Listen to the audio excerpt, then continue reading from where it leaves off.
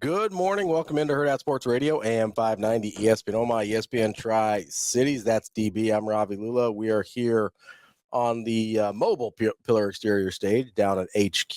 What's going on, DB? Hi, buddy. How are you? Pretty good. Yeah? Cam came with jokes this morning, so that's okay. He came with jokes this morning. What'd you come with this morning? I had deep thoughts. Deep thoughts. I think we learned that like in science. Which part? Let me ask Cam. Hey, Cam, aside from water particles, what are clouds made of? Good morning again. I think it's just water particles. Are you sure? I think so. You sneak anything else in there? Well, I'm not like... Gases? Well, I think some of the forms of water are gas. So I think you've got some gas, some crystal, and some liquid water all just kind of like hanging out in there. You know what I'm saying? Okay. What was the other one that I asked you? Something about suspended animation. Do you believe in it? Well, what do you mean by believe in it? It's a real thing. So objects in motion always tend to stay in motion? Unless acted upon by an outside force. Suspended animation is what results when an outside force acts upon something. Is that Newton? Yes. It's one of his 3 laws. Okay. I don't remember the other 2. Okay. If you're gonna... No, I was deep this morning. I don't know what I was on. Would you have like an extra long shower or something? You like get shower thoughts? Kinda. I wasn't really thinking. I was mapping out what I was going to eat today. I'm gonna guess nothing. Not exactly. But kinda. Not exactly. So then I just stroll in here and I noticed we have this nice lighting ensemble, which, by the way, I feel like every time we're here, it's like so professional. Yeah. But then I'm just making conversation with one Cam Bam. Yeah. I'm like, Cam, it feels pretty hot in here. Cam says, oh no. As if to have zero concern. I don't know that it was zero concern. I would say not as large of a concern as either of us may have had about the situation. Oh no. What in the world? Like, who says that? He may have not appreciated the gravity of the situation. Cam, hot in here. Oh no. I turned it down to like 50 degrees on the heat. Man, So it'll cool off here in a minute. You did. Nope, nobody comes in on Tuesdays, right? Nah. This is like the floating day. Yeah, it's the remote day. Optional work from home day. The optionals from home, not the work part. Right. It's where you like just need to change a couple of what do you call it what do you put in sentences? Words? Words? Yeah. Oh Lord. Oh no. Punctuation. Oh, punctuation. Okay, there we go. I was like, I don't know. Words. I told you getting off the elevator. I know what we're on today, and it's fine. I'll play. What did I do? That's your favorite line. It might be the most rhetorical thing ever. What I do. What I do. He says, morning, fellas, go book those KC hotel reservations while they're cheap. Are they spiking? I have no idea. I haven't looked yet. Funky Giblet says water droplets are ice crystals suspended in the air. That's what clouds are made out of. I should have just Googled. I didn't want to get in the whole cumulus and all that type stuff. Get nimbus. Yes. Get a little nimbus in there. Yes. I coach a lot of guys that are always trying to explain to me about chemtrails, and so I get a little distracted. I thought you were going to say that you coach a bunch of guys you would consider nimbuses. Nimbusiles? Oh. Or imbeciles? Are they nimble or are they imbeciles? They could be both. I don't think anybody says imbecile anymore. I don't think so. I don't know if that's that's old. I don't know if it's canceled or just old. But it's probably not canceled. I have no idea. It's not offensive enough. I wouldn't think so. I don't hear that word and I go, oh, we shouldn't say that. There's a lot of things that we say that I'm like, yeah, that maybe not have been great, but hey, imbecile's not one of them. Hey, Cam, what kind of mood are you in? Like good mood, bad mood? I'm in an all right mood. Yeah. I hate the camera angle. Yeah, I don't love it. It's not my favorite. But I had to wait and see if you were in look, he's laughing. I had to wait and see. I'm not trying to fight this early in the morning. I added up as soon as you said I was like, oh, he's gonna change the camera Hey angle. Cam, what kind of mood you in? How mad you gonna be if we ask you to change the You camera? always got to get a temp check. You know what I mean? By the way, Especially after the oh no, dude, that was classic. You don't like the camera angle? You can't Oh, no. recreate that with sincerity, but it was an incredible response. yeah. That may stick. Oh no. He just said it like a Dean Blandino, but it was funny. Yeah. Oh no. I do like the chairs. These are much better. Is this a Bill or a Chris thing, Kim? Oh, those are Pat chairs. These are Pat chairs. Oh, that's nice. Got them on discount. Dude, with a head that big, he needs some emotional support. What? Just Pat catching strays this morning. It's my dude. You've known that dude forever, haven't you? Yes, head mulati, got less body. What? I don't even know what any of that means. I don't either. I'm just trying to have a talk show. Just trying to have a talk show. So we just gave up on the White Christmas thing too, right? Well, White Christmas? Like the movie? No, like snow. But it's not Christmas yet. Well, it's not gonna snow though, right? I don't know. No, I don't think so. I mean, the guy doesn't know what clouds are made out of. I don't know if I'm going to trust him on the weather report. Hey, so did you just read? What day is Christmas? Is it the 20? I know what day it is. Like, It's what Wednesday. day of the week is it? Thank you, Cam. Oh, it's the 25th. Thanks, DB.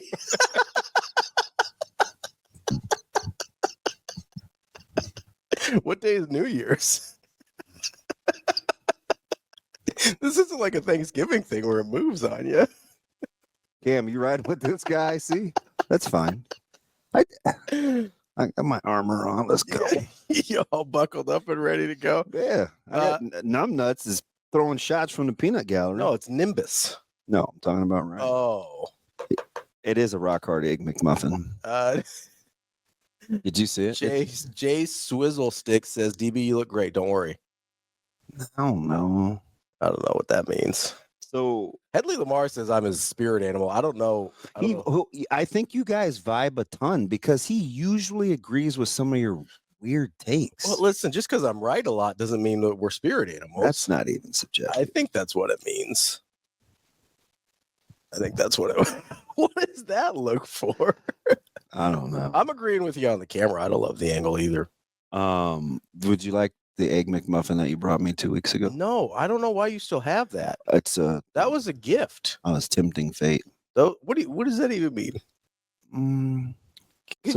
Okay, so let's reset here, right? What?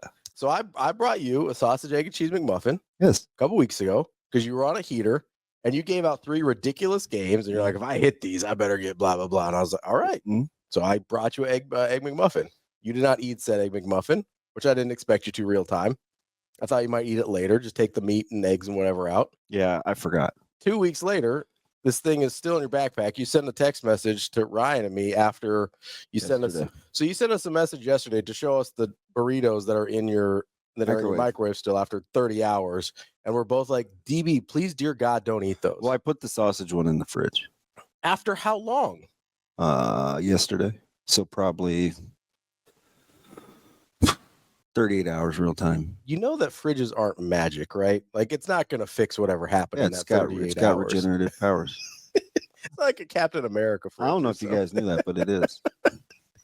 It like a radioactive fridge? Yeah, it does something to the particles.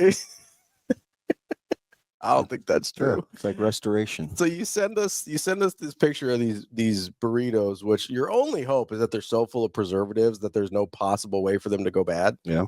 And then we're like, hey, DB, please don't eat those. You're gonna that's terrible. And then you're like, well, I still got this egg McMuffin in my backpack from 2 weeks ago. And I'm like, why? So it's a science experiment now. Because as you can attest, here, I'm gonna show you. Excuse me while I go off our great camera angle. What?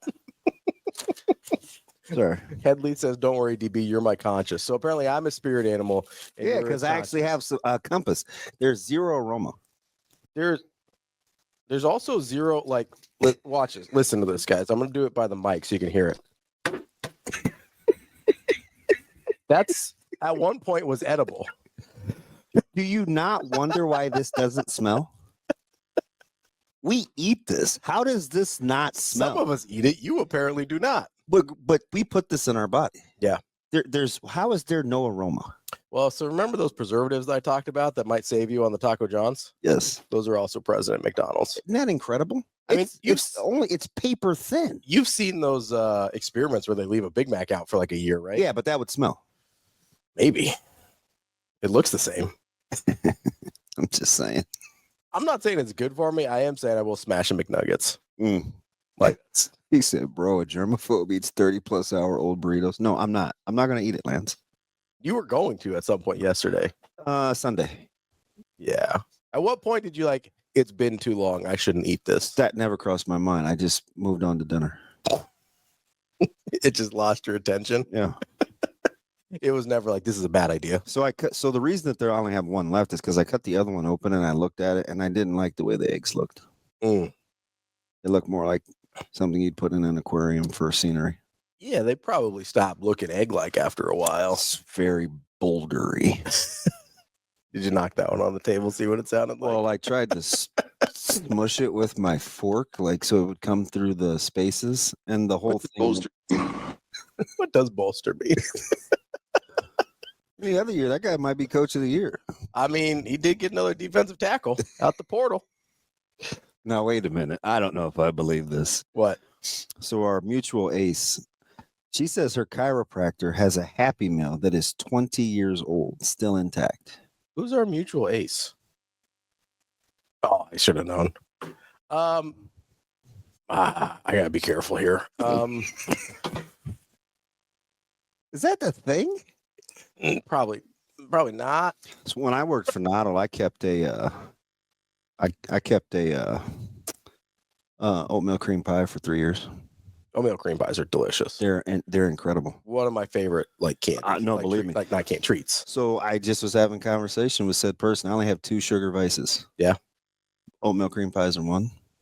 Gummy bears are 2. I can even get away from cinnamon rolls. I do love a cinnamon roll though too. And apple fritters. So I'd say there's 4, but there's only 2 that like haunt you a little bit. I don't even go down that aisle at the grocery store. It's too much. Because there's always something new. Yeah. I saw an apple Dunkin' stick. I was looking for Jell-O for Zoe's. Oh, are they like the little like donut sticks, but they're apple? Yes. Those are good. Listen, I got the sweats. Those are good, man. I saw all of a sudden started walking fast. Like I gotta go. My man Mike that does the meat back there. He's like, "Where you going, DB?" It's like, "Man, gotta go." You're like I'm running from temptation. Gotta go. And that gots to go situation. Who keeps a Happy Meal intact though? So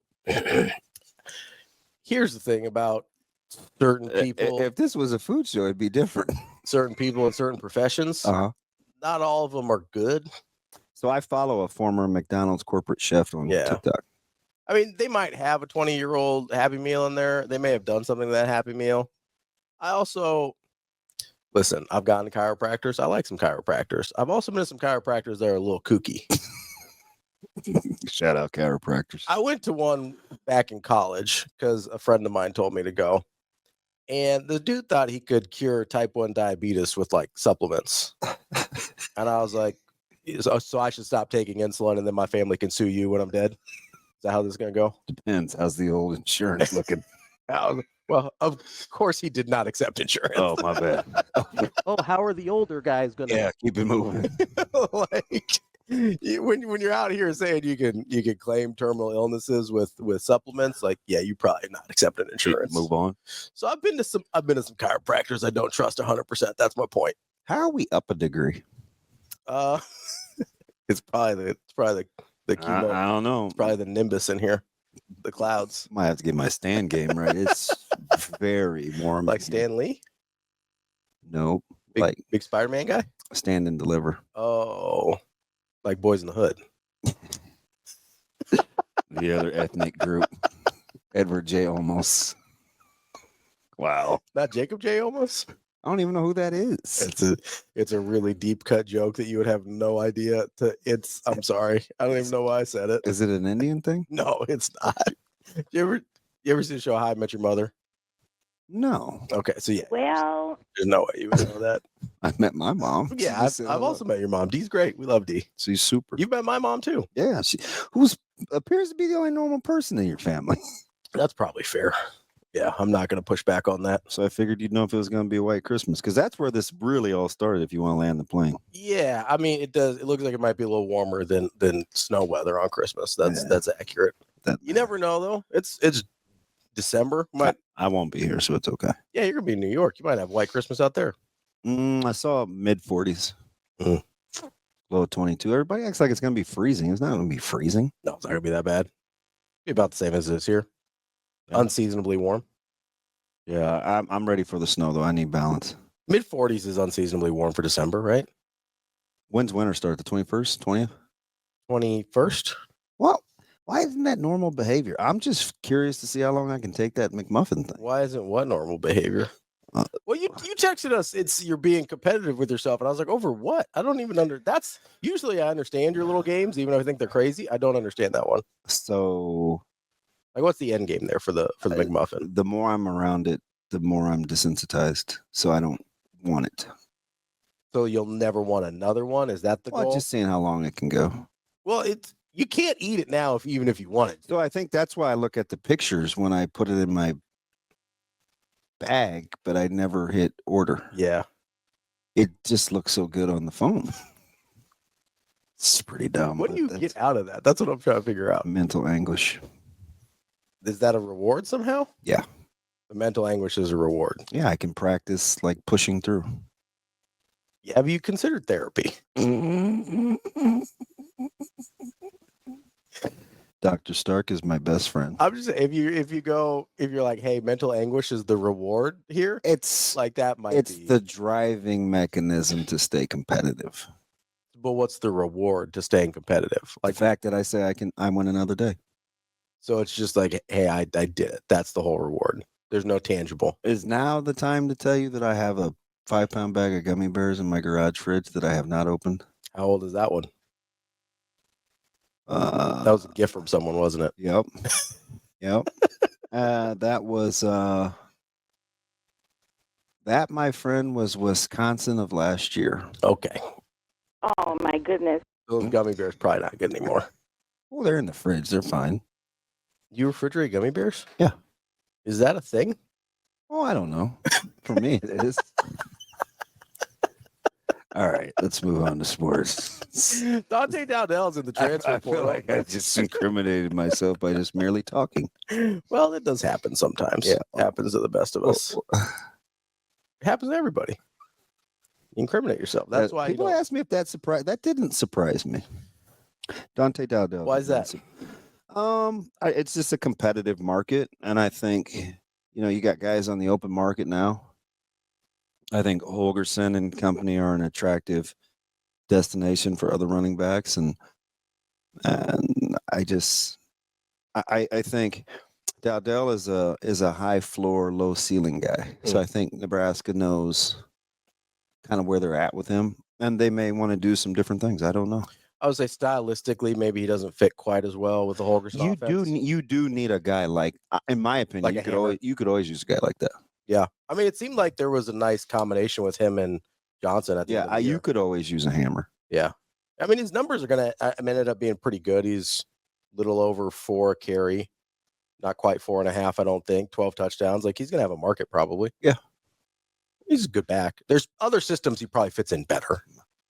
Is that as maybe a more back? I think it's hard to. It's just hard to critique running backs because it has to fit your style. Yeah, right. I mean, we watched two guys in back-to-back days, coincidentally both in all whites. Boy, those fighting whites are sweet. I liked them a lot. And Josh Jacobs and Aaron Jones. Yes, for Minnesota. Yep. Right, change addresses. I'll say it's confusing because the first one I was like, nope, he's not a Packer anymore. Yeah.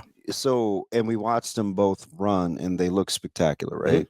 Sometimes just the fit and where you go in the running style. And Jacobs was always sweet, right? Yeah. I was like president of that dude's fan club when he was miring in obscurity, right? Shane, re-sign your guy. Hey, the Raiders and our front office and Davis is broke and just win, baby.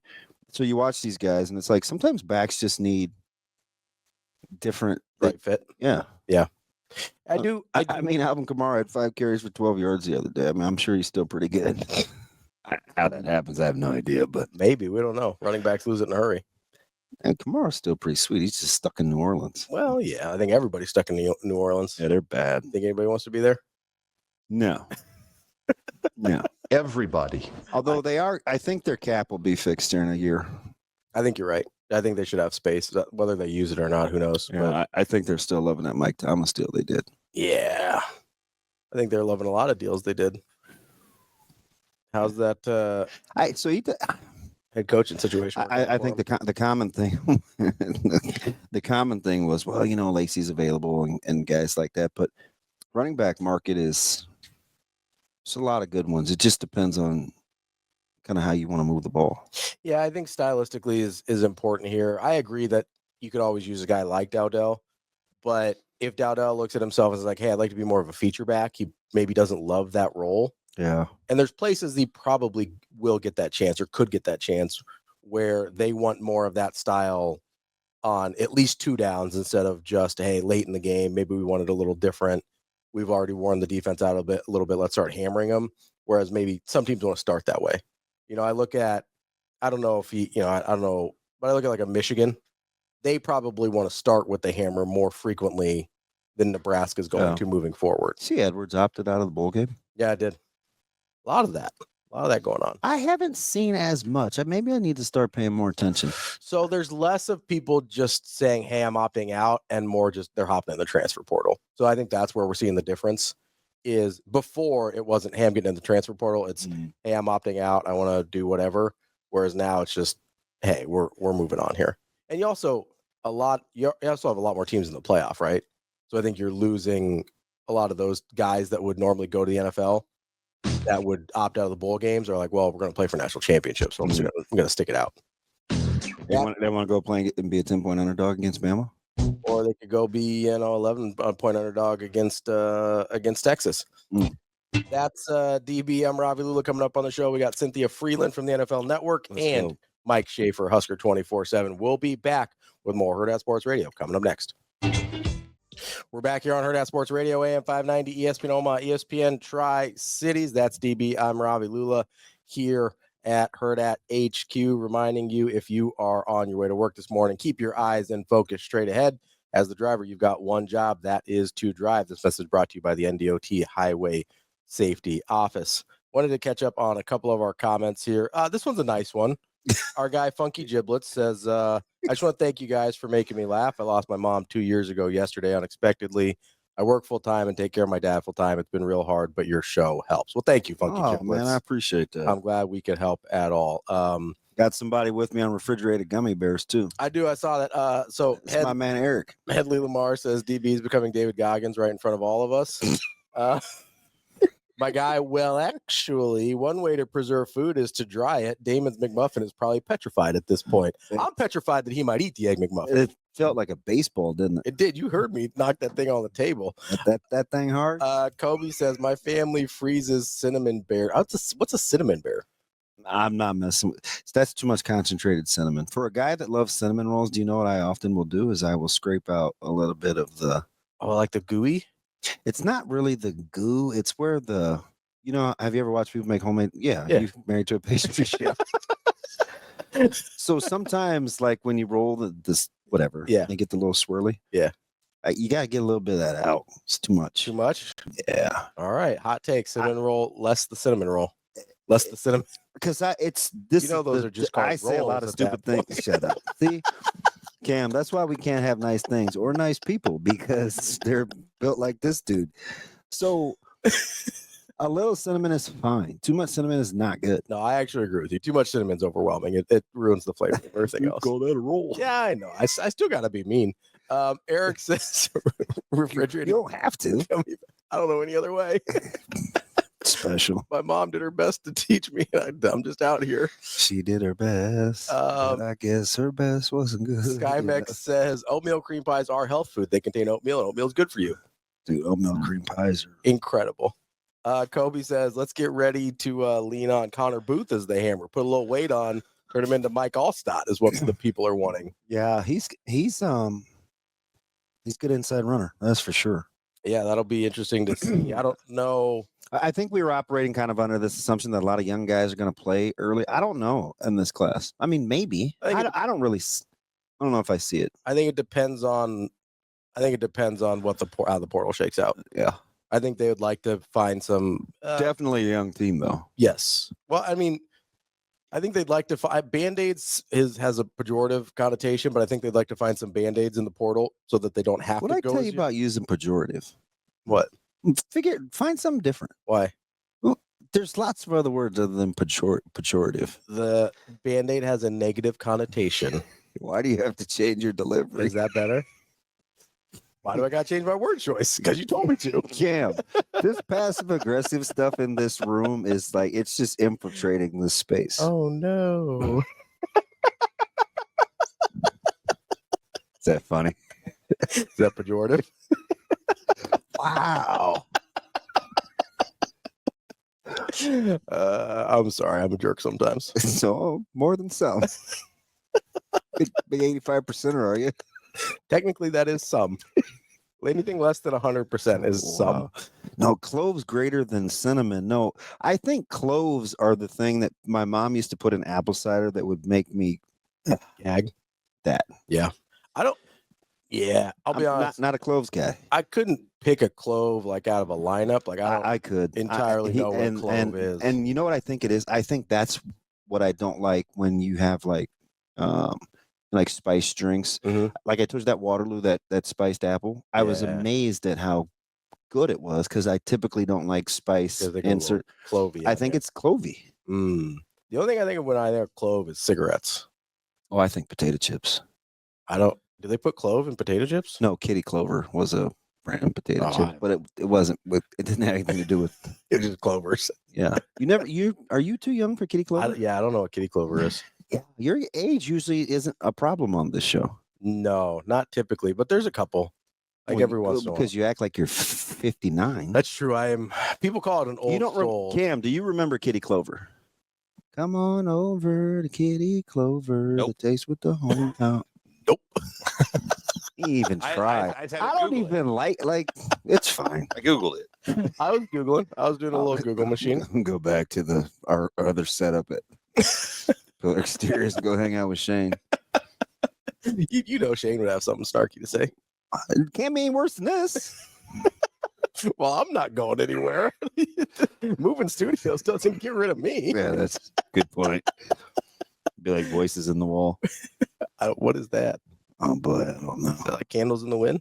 You big Elton John guy? Actually, I am. Elton John's great. I Oh yeah, you were telling me to watch Rocket Man, weren't you? Yeah. Yeah, I haven't yet. I'll do it. Not the show necessarily, but like that's my favorite. That's The one movie. of my, it's one of my favorite songs. Yeah. No, it's a great song. Yeah. Big Elton John guy. Somehow Phil Collins made it onto my algorithm last night. Yeah? Yeah. You like Phil Collins? I like 3 songs. And the only reason I like In the Air is because our highlight video before we played Miami that Dr. Stark made was to that song. Oh, Dr. Stark is out here making bangers. Oh yeah, he was like our DVD. He was our hype video. He was guy. your hype video guy? Yeah, That's super funny. They're incredible. Did Dr. Stark invent hype videos? I doubt it. Because that's early for hype videos. Yeah, they were unbelievable. That's on the cutting edge out there. And that Husker Vision was just getting started. It was it was off the chain. So that's the only reason I like that song. And then I like the other sappy song. If I stumble, should I? One More Night. I don't know. Cam, do you know that song? One More Night? Yeah. I don't think I know that one. Please give me one more night. Oh, okay. Yeah. That's about as good as I can do that song. Oh, that was great. Shane? That was almost as good as I did Billy Joel the other day. No, it's terrible. I had no idea what you're talking about. That's just because you just don't know that song. It's probably a good chance. It's probably a good chance. Shane, do we have Cam Bam? Do we have time to pull up Jack? You are my son. Yeah, we got 3 minutes. This dude has got me singing. Hot Danger says Easy Lover is a banger. That's Phil Collins. No. And then Hot Danger's got range. Joe says, dang, DB can sing. First guy that ever said that. Ever. We got Joe. Jack, Shane. Team Yep, Joe. we got him. Jack, what's going on, bud? Hey, good morning, fellas. Hey, I got a couple of questions for you, but before I do, I just got to tell you, these folks down here in Tennessee are crying in their beer because they got to go to Columbus and play. They think they really got shafted. But anyway, They got a good matchup. I know they do. Here's my question. I've heard this young man's name twice in the last 2 weeks. Okay. I even forgot he was even on the team, to be honest with you. Lynn Hart mentioned him, and so did Ty Robinson. Tell me about Mason Goldman. Oh, good player. So you know what's funny? You asked me about him, Jack. Somebody, can't remember where I was. Maybe the grocery store or somewhere. Somebody said, "Oh, so what's Goldman going to do?" I'm like, Goldman's a good player. Like, he's big, he's strong. Knighton loved him. Mean spirited. That's Jack, right. I've seen Mason Goldman in my sleep. He single-handedly ruined us a couple years in a row at the high school level. He's a big, strong kid. All right. He's got a chance to be pretty good. All right, here's my question. Here's the question of the day, though. Give me the over-unders. Rule said he's going to play some of the pups in this bowl game, and I hope he does. I hope we get to see them and see what they can do.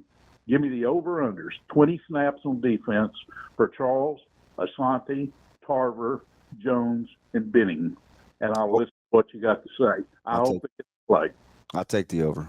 Appreciate it, Jack. Jones, Sanders, Tarver, Benning, Jones, and Benning. Yeah. Take the over. 20 each or total? For sure, total. Yeah, that's a no-brainer. 3 of those guys are starting on special teams. Yeah.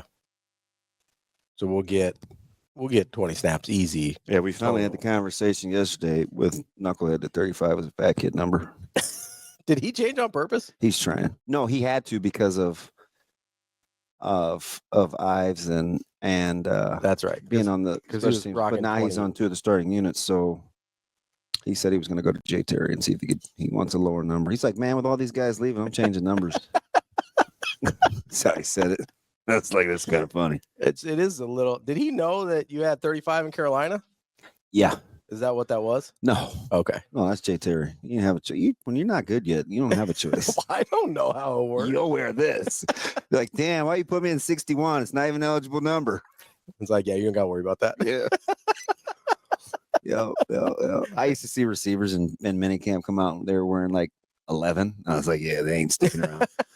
20 years later, it's like cool to have low numbers. Yeah, if you're a receiver with a low number, you're probably number 1 now. Yeah, I'll definitely take the over on that one. I'll take that. We got a little overaction Shoot, there. a couple of those guys working with the red group. Ooh, red team. Yeah. We'll talk a little bit more about that. That's DB. I'm Ravi, Lulla, Hurrdat Sports Radio. More coming up next.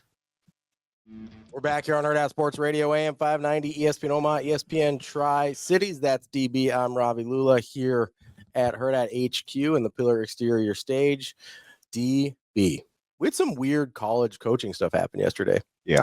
I don't know what to make of this. Which one, like guys like Clausen and stuff? Well, all of it really, because there was 3 different things that happened yesterday that I thought were really, really interesting. And I don't know if they have anything to do with each other or not, and that's why I'm hoping you can help me out. Hoping you can weave together the strings through the clouds here. You know, I need constant affirmation. I wanted you to just say that's a fantastic job of taking a drink, and I couldn't even hear you swallow. That didn't register. Nope, not even a little bit. That wasn't right at the frontal lobe right there. Like, oh my God, that guy just took like 18 gulps. I didn't hear one of them. I think that was amazing. Yeah. I don't even know what to do. I'm sorry, man. I just don't have a lot of sense sometimes. I get that you're being competitive with yourself. Yes. And so like, hey, you're like, hey, I'm going to try it. Because I do the same thing. When I'm taking a drink, I'm like, hey, I'm going to try and drink this without you hearing the ice move. Yeah. Right. And it almost never works because the ice always moves. So some of these funny style dudes out here, they know. But I'm a quiet swallower. Oh, but what are we talking about? But the fact that you not only are competitive with yourself, but you want me to affirm my competitiveness. Affirm you for this thing I didn't even know was happening. I don't even know what's wrong with that. It sounds perfectly normal. Whatever. I bet Clausen's competitive. Seems like maybe that wasn't good though. That was spectacular. I didn't even move the mic. I think the biggest affirmation I could give you was the fact that I didn't even notice you were drinking, which means you nailed it. Let's go. I'll take it. See? Even though it doesn't mean as much because I had to ask for it, but No, but see, that's how you got to take that competitiveness to the next level where you're like, if I'm so good at this, he won't even notice I'm drinking. That's the next level. yeah. Like we're talking like college. I couldn't even get you to try it. That's how you take it to the NFL. Try what? My sparkle. I didn't know you were offering. Well, you smelled it the other day. You're like, you gave it back to me like a 4-year-old. It didn't smell good. How does that not smell good?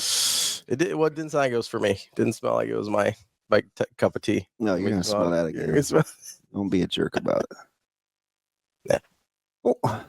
It doesn't smell bad. It doesn't smell like something. How's your drink? Yeah, it's terrible. Yeah, okay. It's awful. Let's take somebody else's advice. I'm not trying to tell you it smells good though. Why'd you pick that flavor anyway? The energy drinks come in a. Spit it out. No, I'm nuts. I mean, all right. A-E-I-O-U. All right, Nimbus.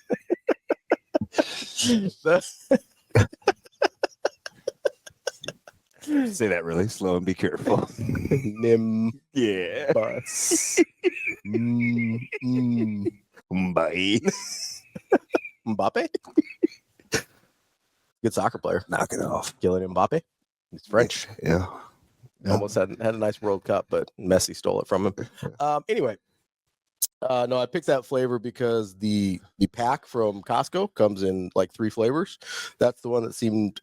I was down to that one and an Arctic berry. Read Curtis's comment. Not to throw you for a curveball. It's fine. I mean, he understands what I said about Pat.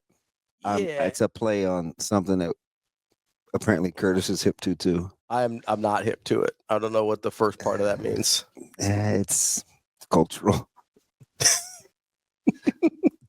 What kind of culture? Contemporary. I thought you were going to say urban. Not doing this with you today. Not doing this with you. Doing what? Get back to Dave Claus. I was trying. And plus, we're within striking distance from Bill, so we have to be careful. He's in Salt Lake City this week. It's fine. Nice. Midvale? What parts? Park City? I don't know. That dude stays in Utah. He just tells me he goes to Utah. I don't know where he's going. So you guys are tighter. I don't know what happened. He used to be my guy. Get me out the fam. T-Max will hit pause. I know. I'm not going to say it. I don't. You're going to have to explain it to me off air because I don't know what you're talking about. Sure, no problem. Just all sorts of cultural things going on. Yeah. Cultural, generational with the kitty clover chips. Now, Kitty Clover was fire. That's fine. There's some older people that listen that understand Kitty Clover. I'm sure they do. Kitty Clover and Betsy Baker. Was that a what? So those just regular potato chips? Yeah. Okay. Back when you could get like 4-packs. It looked like they were coming in a can. Well, Did they come in a can? It's like excellence, Ravi. It comes packaged a lot of different ways. Okay. So Dave Clawson resigned at Wake Forest. This scam is why you don't let people out of the house. That's why they had us here at HQ. Like, Because they thought we'd be like, we gotta keep this thing under wraps a little bit. They're getting a little loose at the bar. it's close to the holidays.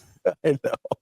And it's like I feel like those teachers and administrators that have to like gut out the last week of school. It's like before break where everybody's like incorrigible. 100%. Where you're just. But I'll be better. Everybody's a little squirrely. We've been wanting to talk about these coaching changes. I may not be better. I can't make it. I can't make that. Do you like Nebraska's hire with Addison? Yeah.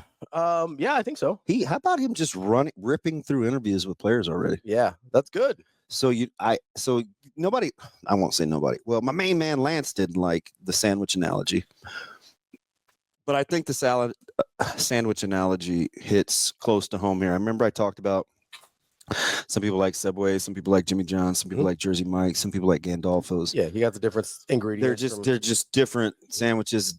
Shout out to Lil King. I mean, nobody's paying me, so it's not like if you want me to just be exclusive, hey, hit your boy up. But Isn't that how it works? I think so. I don't have an agent. You need a sandwich sponsor. Yeah. Sponsored by, Lord knows I do as many sandwiches as I used to eat. But listen. Although if you leave them in your bag like that, nobody's going to sponsor you. It's called competitive balance. I'm balancing my competitiveness. It's different. Knock it off. Sandwiches. Good sense. Hot Danger says good sense is good too. The bread. Hot Danger, he's out on good sense. So that's who takes care of us at the network when we're in studio. They always send over these little. I didn't know they made 3-inch sandwiches. I didn't either. Yeah, they're like 3 inches, and you could eat about 37. I was gonna say, what good is that? So I felt bad. This is the first time that I ate in front of those guys because it was a later game, and we were there in the afternoon, and I had to take like 6 of them. No, probably 4. Yeah, legit 4, just to put the meat together. And they're watching me like toss the. I just think they're mortified. I'm like, oh my gosh, I'll explain later, guys. I promise I'm not being a glutton. I'm just being wasteful. Okay, Mom. Why couldn't you just let me have my moment? I don't know. I'm done with the story now. Back to the TV coach. What? Why couldn't you just let that ride? I'm sorry. I'd just be wasteful. It's fine. Nobody else is gonna eat it. Lee says give Blimpie a call. Oh, fire. He says They were in, and I think the only one left is at the airport, though. Is there only one left? Man, in the city? There used to be a Blimpies on 144th and Blondo. And I've never lived until now on the south side of Dodge. I would crush that Blimpies. Yeah, that was my jam. Used to go to Blimpies a lot. But so with like the personality traits, you're getting a guy in Addison who is extremely personable. Very relational. Yes. Like you can just tell, you listen to the players. He's already gone through like his player interviews, or like he worked. That's pretty quick. Yeah. Well, he wasn't messing around. I mean, he wasn't messing around. And it's just a nice balance to the tactical strategy, kind of the big picture thinking. Like so you got the good meat, right? Because that's the bulk of the sandwich. That's the X's and O's, the tactic, the strategy, the whole thing. Yeah. The technical the versus tactical. And not that Addison, he knows plenty of football, especially as a former DC. It's just that he can be the relational piece. Yeah. While he's instructing. That's the part where you can get the good. You think there's a reflection of that with Holgerson on the offense, where Holgerson's really more about like the football stuff? Yeah. And then the positional group and the assistants, the Barthels, the Shorts, the Moseys. Yep. He said Mosey. Mosey. Hey, come on out of your ivory tower where you're recruiting your brains out and come coach. Well, you got, and I know people wouldn't look at Raiola necessarily and be like, oh, no, he's a heck of hugely relational guy, right? He's sensational. He seems a little prickly on the outside, but like his guys will ride with him. Right. Yeah. So it is kind of interesting that that's how both sides of the ball, the staff has sort of started to shake out. Shout out Witch. Oh, Witch is good. I'll mess around with some Witch. If I made more money, I'd go to Witch. I'm trying to think of. They're incredible. Yeah, Witch is good. Ooh. You be a big pepper jacks guy at all? I don't like hot sandwiches. Oh, really? Mm-mm. See, I dramatically. I mean, they're fine, but I would never pay for it on purpose. Yeah, I dramatically prefer hot sandwiches. That's weird. You remind me of a time I almost killed a coach. What? I smoked a tri-tip. Okay. Sliced it beautifully. It was, getting rave reviews. Brought it to the coach's office. Coach Queen, try this. I don't eat cold meat. No, coach, this is incredible. You've got to try this. I don't eat cold meat. Coach Queen, you've got to try this. Dude put it in his mouth. He chewed it like 4 seconds. He walked over. He threw it in the trash. He said, man, that flavor is amazing. I said, you spit it out. He said, I told you I don't eat cold meat. Oh, boy. Is that any different than you wiping sauce off a meatball? You don't eat saucy meat. You don't eat cold meat. I think we're kind of in the same neighborhood here. I didn't waste it, though. Wasted the sauce. Plenty of that to go around. That's DB. I'm Ravi, Lulla, Cynthia Frelund coming up next to talk about the NFL here on Hurrdat Sports Radio.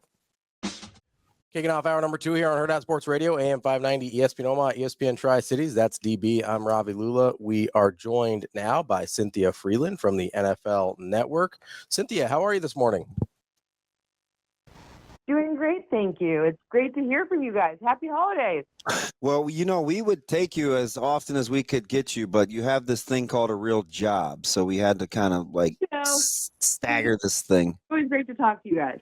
So I got to give you some credit because I'll never forget. It's all about the delivery, right? That's what makes jokes funny. So this was probably 6 weeks ago, 5, and I'm like, hey, teams you believe in, teams you don't. All right, teams you trust. And I was going through a little laundry list, and I got to with the first 3 teams, you're kind of taking your time. And I said, the New York Jets, and you go, absolutely not. And I was like, hey, do you want to think about that a little longer? Isn't it amazing how we're 6 weeks removed?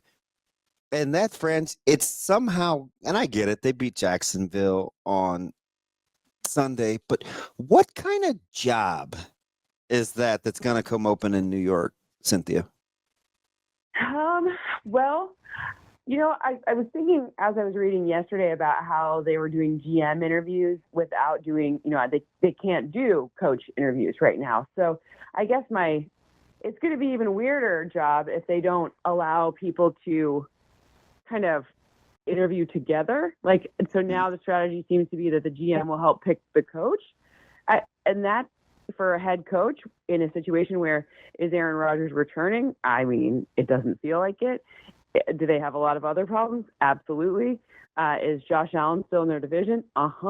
So I don't know. Now it's like, okay, now you're making it less of an attractive job, less fun, less exciting. I don't know. But I mean, I guess in many ways, though, there are only 32 of these jobs. And while about 8 come open every year, you're still probably going to roll the dice. Cynthia, speaking of how good a job is or not, you would look at the Bears and their roster and their young QB and be like, oh man, even polls, that's a great job. And then you look at everything else in the franchise and you go, ooh, I don't know if I want that job. Like, how do you think coaches will balance what looks like a pretty good situation football wise, which has sort of been a dumpster fire administratively? Well, I will say I have a little bit of a bias here because I did go to college with Ryan Poles, and I'm friends with him. He's fantastic. I can't believe it. But we know Kevin Warren here. So yeah, we've got some experience with I believe Kevin everything that Poles is intimating. Well, yeah, I mean, at some point, things have to change there, but now you're talking about the most difficult division in sport. One of the most difficult. The Norths right now are ridiculous, and the West and the AFC. But this is also a very hard division now. So I don't know. It feels like at least you got a few pieces on the field that really. I mean, having a quarterback is a very huge leg up. So Cynthia, staying on coaches here for just a second before we get into stuff that's actually on the field. As you see sort of the situations, whether it's in Atlanta, whether it's in Chicago, whether it's in Vegas, do you think any teams look around and go, hey, maybe we shouldn't have laughed Bill Belichick out of the room?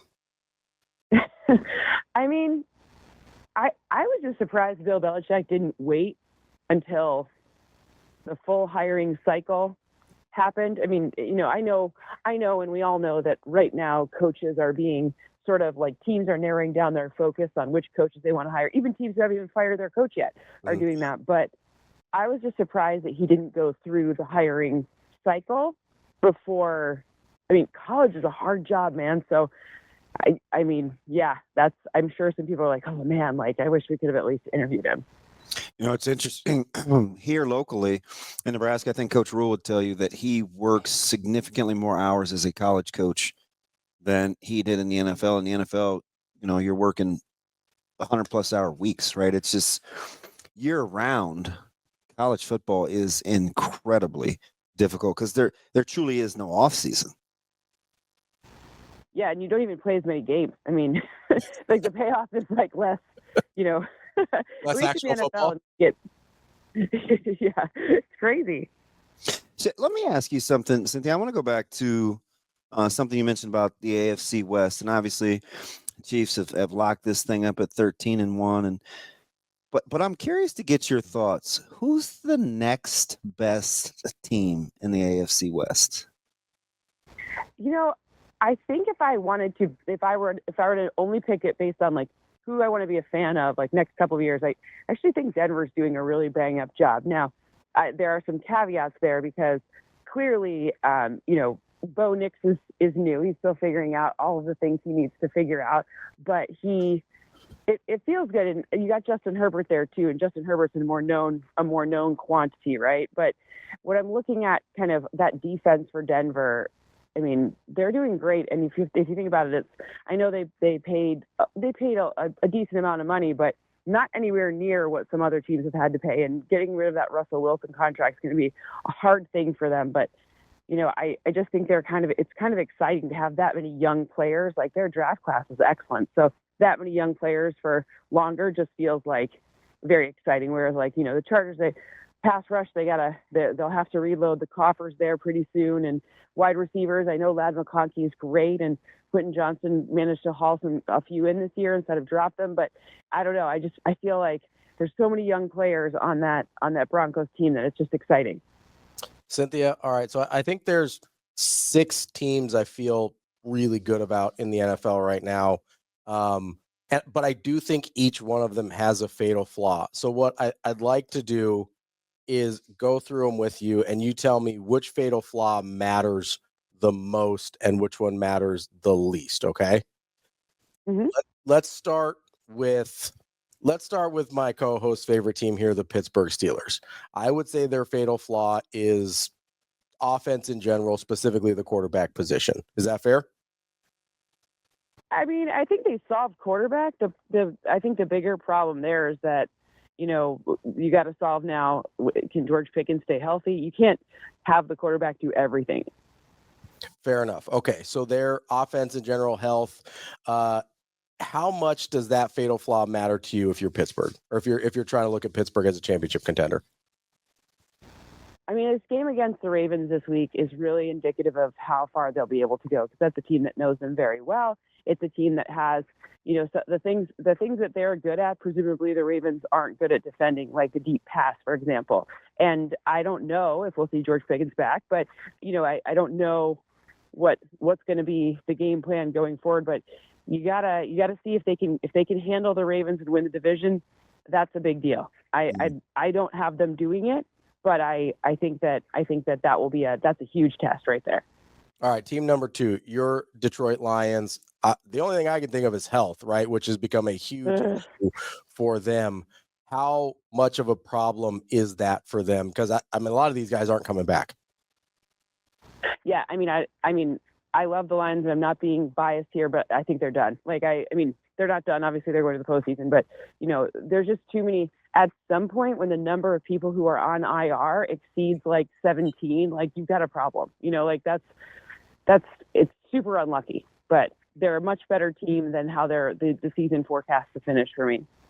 With the Eagles, I would put their fatal flaw as just drama and general chemistry. How much does that bother you? I think it's a little bit overblown just because, I've never met and I love Eagles fans, don't get me wrong, but I've never met an Eagles fan that doesn't make a mountain out of a molehill with anything to do with their team. So I think it's a bit overblown. That's my new Super Bowl. That's who I think goes to the Super Bowl from the NFC. And that's what I thought all season long, to be fair. That was my preseason Super Bowl pick, too. I mean, it's looking pretty good right now. Kansas City, we've got Mahomes' health, and then just the fact that they haven't actually looked that good all year, despite being 13-1. How concerned are you about Kansas City as a championship contender? Their left tackle situation is their complete limiting factor. And, just like the Lions, you can have a great regular season, but it's how you finish, not how you start. All right, let's go with the Buffalo Bills here. I'm going to put their flaw as their defense in general and their tendency to get into kind of these shootouts. If you've got a different one, please let me know. But how concerned are you about Buffalo? Yeah, I'll refine that a little bit, and it's specifically play action. A lot of teams use play action, including the Lions, including clearly the Lions and the Rams. So I would say their ability to stop play action, especially on a team that can establish the run, like that would be devastating come an AFC one sample game size in the playoffs. That could be. So, Cynthia, let me ask you about a job it's open, and what happened so quickly in New York from a well-run franchise to just needing to find a quarterback to having some good pieces on defense to now 2-12? What happened in the last 8 weeks in New York?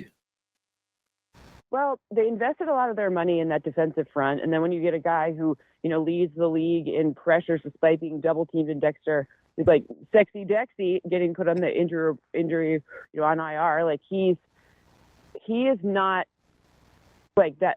Like they're not in a situation where they're even playing with where they've invested their money. Like strategy isn't cohesive, right? They have not given any receivers, like who I understand Malik Neighbors this year, but prior to this year, between the O-line and the receivers, when your lead receiver, and Wan'Dale Robinson is I'm sure a very nice person, but if that's like your lead receiver and then your second one's maybe, Jalen Hyatt, like that's a hard place to succeed. And then, Saquon being gone, and then, obviously their first year under Brian Daboll, they kind of outkicked their coverage in terms of, winning a playoff game against the Vikings. Like that set the expectations sky high. And when you're in New York, it's hard to keep those expectations going. I mean, even those, I remember, all the chatter and talk, and it was like a Super Bowl winning team with David Tyree beating the Patriots with a one-handed helmet catch, so it can never be it can never be, unless it's a Super Bowl, the Giants fans won't be happy, but it's truly like it's kind of knowing the O-line not investing in the right pieces there, and the pass game, and then getting hurt on top of that on defense. We're talking with Cynthia Frelund from the NFL Network. Cynthia, you mentioned the Vikings in a different context, but this year you look at them and you go, okay, that's a team that's defense is really good. They've played really well all year. Their point differential is great. And then you still go, okay, am I really going to trust Sam Darnold in the playoffs? How much do you trust Minnesota? I actually think that, like they're playing with house money, and sometimes that can be dangerous, right? I don't think ahead of the season, even Kevin O'Connell was like, hey, we're a Super Bowl team. I don't think so, especially with all, with JJ McCarthy going down like right before the season started. I don't think that they would have thought that. So there's something dangerous about a team that thinks that that already feels like they're underdogs. Remember the Eagles with all that underdog stuff. But ultimately, they have the pieces to be able to do it. It's just that sometimes those pieces don't come together. And I watched Cam Robinson in a game against the Bears last night where it's not like these Bears were, it wasn't a, what's the word I'm looking for? Closely contested game. And he still had a bunch of stupid penalties, right? And that's a big deal, especially because he obviously comes in to replace Christian Darrisaw. And that left tackle position, though, that could be a problem for them if they can't kind of keep it together with that. The offense has to play really, really well for them to be able to withstand any adversity. Cynthia, let me ask you something. This is kind of a tricky question because you always want your quarterback and kind of your team in general to be a reflection of your head coach. And I think we think a lot of Shane Steichen, but the Colts don't appear to do a lot of things. They don't appear to have real high-level execution when it comes to their football acumen. Fair or foul that we try to separate the two, or is this the way that they look? Is this on Steichen? I think what we need to first look at is how does Shane Steichen handle like the off season, right? I know that they're not officially eliminated, but it'd be very hard for the Colts to make the playoffs at this point. But I want to see if they need to make some. First of all, when your defense plays nothing but zone, no matter if it's working or not, then there's some strategy that you can address right there. There's one thing you can do. Number two, what are you going to do about Anthony Richardson? Because I don't know if that experiment has gone the way that they thought it would. They have a good O-line. They have some pieces. They clearly have, a marquee running back it's still in his prime. They have, they have a number of pass catchers that are, at least very good. Maybe not elite, but they're good. And now you have a situation where is it Anthony Richardson or not? And it was just ironic in this last week's game against Bo Nix. But, Bill Parcells used to always say that, he would judge quarterbacks by how much experience they had in college, and no quarterback had more experience than Bo Nix. But Anthony Richardson was the exact opposite. And now 2 years later, you're kind of seeing Anthony Richardson not be able to take that step forward. Remember, he played he started very few games in college. So it's interesting to see, can he, quote unquote, be fixed? AKA, when I hear that, can he learn to read defenses and adjust and become a little bit more of a system guy as opposed to ad-libbing and coming up with things on his own? Cynthia, when I'm looking at speaking of quarterbacks here and young quarterbacks, although this one a little bit older than Anthony Richardson, I've kind of been the king of, hey, you don't have to pay that guy. And then I look at my 49ers, and they've got a decision coming up with Brock Purdy, who arguably has earned the money more than almost any other young quarterback that's gotten paid on that second contract. But when you look at their window with their aging stars, whether it's Trent Williams, whether it's on the defensive side of the ball with, your Fred Warners and your Drew Greenlaws and these guys kind of aging out of their prime, where do you land on paying a guy like Brock Purdy versus kind of having to reassemble some of this roster on the fly? I mean, I would not make, and I'm sure Kyle would agree, like Brock Purdy, at least the cap's going up significantly again, right? I think I saw something it's well over 225. I don't know. They haven't announced it officially yet. They did some estimating, and the estimates are out where it's going up pretty big yet again. So if you give him a contract that looks like a Joe Burrow contract, which sounds bananas since we think of Joe Burrow and remember he went to a Super Bowl, et cetera. But, if you give him that contract now, it's been a couple of years, that's actually not top tier money anymore. So what I'm saying is he'll probably command what looks like a huge number. But if you're talking about rebuilding versus not, you don't want to throw the baby out with the bathwater. You need to keep the baby. You need to keep the quarterback. That's the most important position in all of football for a reason. And you're not going to they'll pay him a big salary, but it will look huge. But I still think it will be something where they're going to get that's start with your quarterback. Never ever give up on the quarterback. There's not even 32 of them in the world. So when you've got one, pay them. Cynthia, I feel like the answer may have changed from about 5 or 6 weeks ago when we went through this exercise about potential job openings. Since then, I think Dallas has probably come off the hot seat topic, and I don't know, the Giants. I still think it's pretty hot. Yeah, I get it, depending on what's available. But I was just looking at the Saints this morning on Spot Track and seeing what was going on with their cap space. Of the potential job openings, we've talked about the Bears and dysfunctional in the front office, even though Poles is a stud. What job would Cynthia Frelund take going into 2025? I would take the Bears because I at least would trust my GM, but that's a very personal answer. I take that out of it. I do actually think, I guess my question is are we assuming that the Jags are? I think the Jags, that's going to come open. Right. So, I don't know. I guess at least in certain places, I'd take a look at my division, right? I told you, I think the NFC North is very competitive. I think it will remain competitive at least for a couple of years. And so that could be tough. Not that I don't think that the Texans are tough, but if you're telling me I get a quarterback and I get to play in a division that's down and I don't trust the Colts and I don't trust the Titans, I don't know. You're giving me a quarterback, you're giving me a couple pass rushers. At least I feel like I have a head start there. So do you think Stefanski makes it? He better. I will lose my mind if that man gets fired. It would be unfortunate. And because I'm with you. I agree. He's a wonderful coach and a better person. He's been through some garbage. So I think everyone would revolt. I think there would be a revolt. Interesting. If they did let go of him, would he instantly be would he'd be the first coach both off the market? Ahead of Vrabel?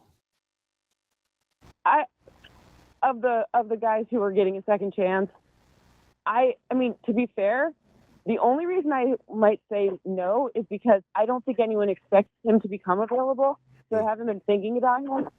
So that would be the only reason for a no. But he should. They should make room. but yeah. So they have the Bengals, Dolphins, and Ravens left. I mean, they may not win. I don't think they do win, especially, I mean, your DTR is a very nice human being, but that's not a, scary quarterback. At least Jameis is erratic. He can connect. But he's scary in every way possible. This is FSU guy saying that too, so it's like tough. I mean, he's at least a great interview. He's a great interview. But they could not win. You're right, they could. But I don't think they are expecting very much. I don't think this is a team where like, hey, we really need to finish strong this season. I don't think that's where they're at. What happens in New England with Mayo? Oh, I mean, pretty safe. That's the job if it came open. That would be the one. Even though Josh Allen's there, I don't care. I still think Drake May's great. But I think they keep him. I don't think there's they've exceeded expectations. Everyone thought they'd be like a 2-win team, But I think just the way Drake May looks, considering all of their injuries, I think that has exceeded expectations, more than anything. And they close Bills, Chargers, Bills. That's going to be a 3-win team. I mean, but it feels like a more win. They felt competitive more often, though. Yeah. As far as the 3-win teams go, I would rather want them than I still think it's a mess in Carolina, or the Raiders, or I don't know. There's a lot of mess out there, and I feel like they're at least they've hit bottom and they're on their way back up, as opposed to some of the other ones where you're like, we don't know who the quarterback is. This could be a massive problem for a long time. Go ahead. Cynthia, I'm curious, we looked at the positive. What's the best job available out of the jobs that are available or the jobs you think will become available? What's the most hopeless situation that you wouldn't touch with a 10-foot pole? Yeah. I mean, gotta be the Jets. I don't know if I'd touch the Cowboys with the 10-foot pole. It just feels like that would, if that became available, that would be tough because that's a hard situation with Jerry Jones. I think it's very difficult, although they have a great quarterback for sure. And they have Micah Parsons, who they said they, quote, can't imagine not being there. So that would be great. But I don't know. I think I'd feel anxious all the time. So no, not that one. I don't know if I'd touch any of them. They all feel there's massive flaws in all of them. I mean, the Raiders are a turnstile for coaches. And I love Max Crosby. I think he is one of the absolute most special players ever. And even so, I'm like, ooh, that feels like a recipe for disaster. So nobody clamoring to go to New Orleans. Oh no, I don't want anything to do with New Orleans. real quick. No, their cap situation is insanely bad. Yep. It's so bad that I don't know how they. I mean, that's just terrible. It's a terrible situation. Real quick, Cynthia, who wins the NFC West? I think that I know the Seahawks looked really bad this past week, but I think they managed to pull it off. Now I'm caveating that if Geno Smith is back, they can pull it off with Geno. But I the Rams are not someone who in the postseason who I think they could make it even if they don't win. But Rams are not a team I'd want to play right now. They are another one playing with house money and a very experienced quarterback. That's Cynthia Frelund from the NFL Network. Cynthia, we appreciate it as always. Talk again soon. Fantastic. Thanks. Absolutely. Happy holidays. You too. Coming up next. Halfway through the show here on Hurrdat Sports Radio, AM 590, ESPN Omaha, ESPN Tri-Cities. That's DB. I'm Ravi, Lulla. We're live on Twitter, Facebook, YouTube, and you've got live women's college basketball on Nebraska Public Media. See all the action when Wyoming comes to Omaha to take on the Creighton Blue Jays at DJ Sokol Arena. See, that's from Wyoming to Omaha. Wyoming, West, Omaha, over here. Just want you to know, I'm not going to stand for this burrito slander much longer. Make sure you check it out December 17th, 6 p.m. Central on Nebraska Public Media. What's slander? It's not slander if it's true, DB. I was going to eat it. But you didn't. It's fine. I mean, I get it. I just don't. I keep things in the fridge for a while. Listen, I don't mind keeping things in the fridge. It's keeping things in the microwave. Well, I moved it from the microwave to the fridge. After like a day and a half. That's not food safety anymore. No, I put it in there yesterday morning. It was a day. It wasn't even a full 24 hours. That's a long time. DoorDash didn't drop it off until like 9:43 Sunday morning. That's a long time. You weren't home at 9:43. No, I know. I put it in there probably. So it was more than 24 hours. When did I send you guys the picture? 10:30, 11. Yeah. That's at least 25 hours. Did you see the sausage sticker though? There's extra meat in there. I know. It's $9.43. Even more wasteful. Stop it. So apparently eating cold meat is a bad take too. I don't mind cold meat. So I'm not gonna reheat a steak the next day. no, I get it. I may put it in like some foil in the oven at like 200 and it'll take 45 minutes, but I don't want to recook it. Yeah. Because it messes with the temp. It messes with the texture, the whole certainly thing. the texture. So I just eat it cold. Listen, I'll throw, and this, I know you don't eat like a lot of salads, I had one the other day. but I'll throw, if I've got I had one with Adam. if I've got leftover steak, I'll throw it in a salad because then it's appropriate for it to be Yeah, cold. And I you like know, that. it's You don't too like a much- steak salad? No, it's too much work. How is that too much work? Just eat the steak and then just eat the Or salad. you can just put them together. You got steak salad's delicious. Steak salad's good. Salads are good. Salad's a lot of work. I love salad. It's good salad. Nah, Not nothing on steak salad. there was a joke in there. I'm just saying. You said some Yeah, stuff. You said some stuff today. I let go too. All right. Close You to the said- holidays, I gotta be like, You said some stuff today. I let go too. "Tis the season, man." I know I'm you trying- don't think I did. But Joy to the world.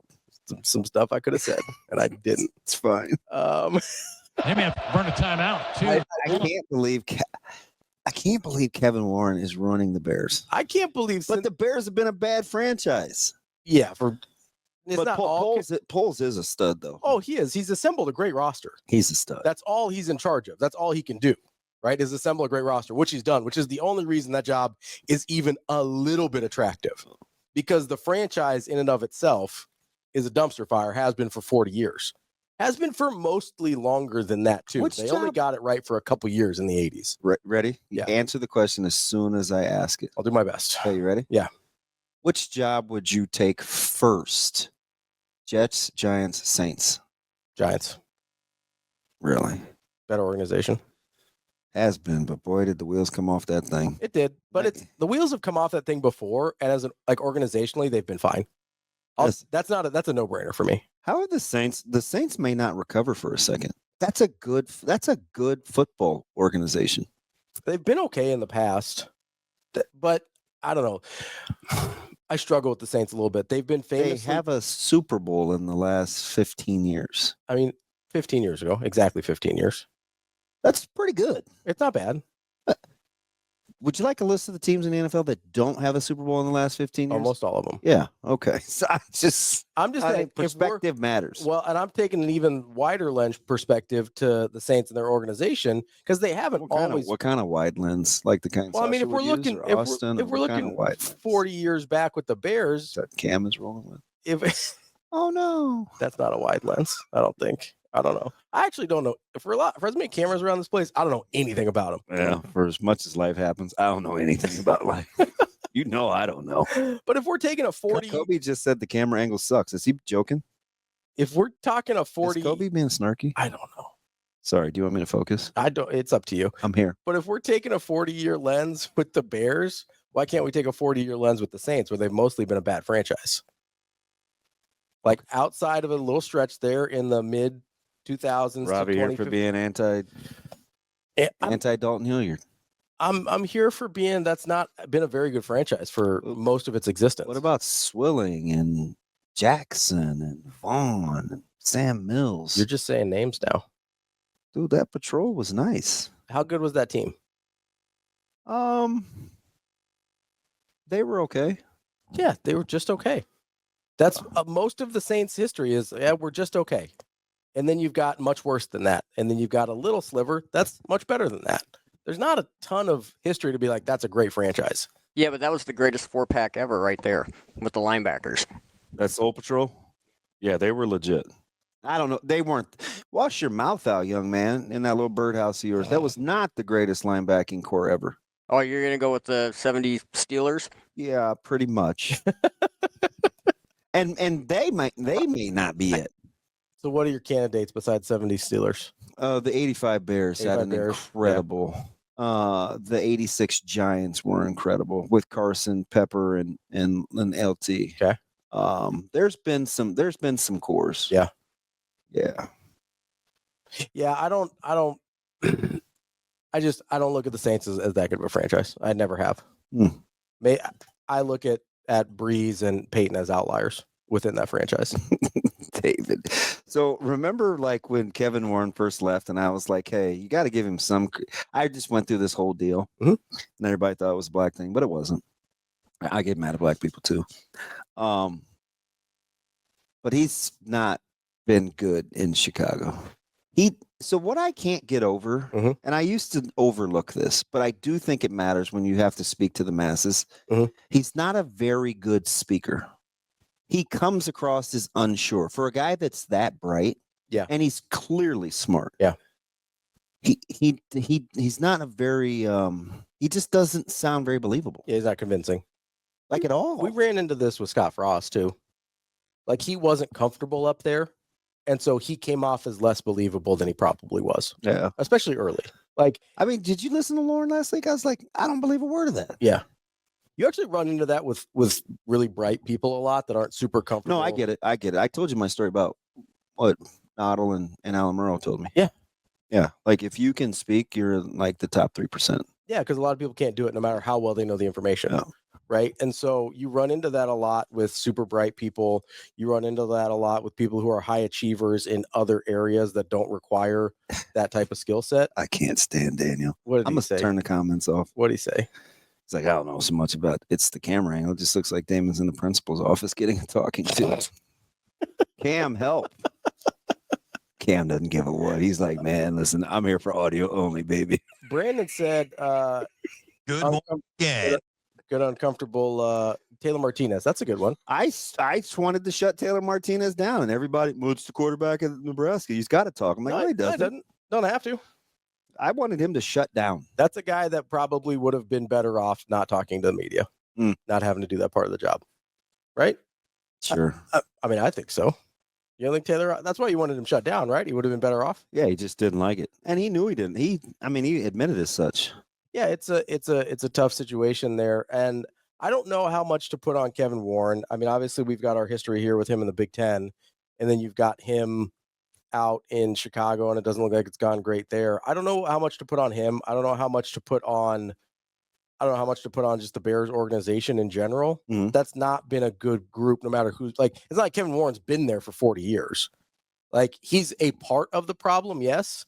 But I can't look at him in the last 3 years and be like, or 2 years, however long he's been there, and say, that's the reason they're a bad organization, because they've been a bad organization long before him. Right. So I don't know. Like I can look at Mark Davis with the Raiders and be like, that's why they're a bad organization.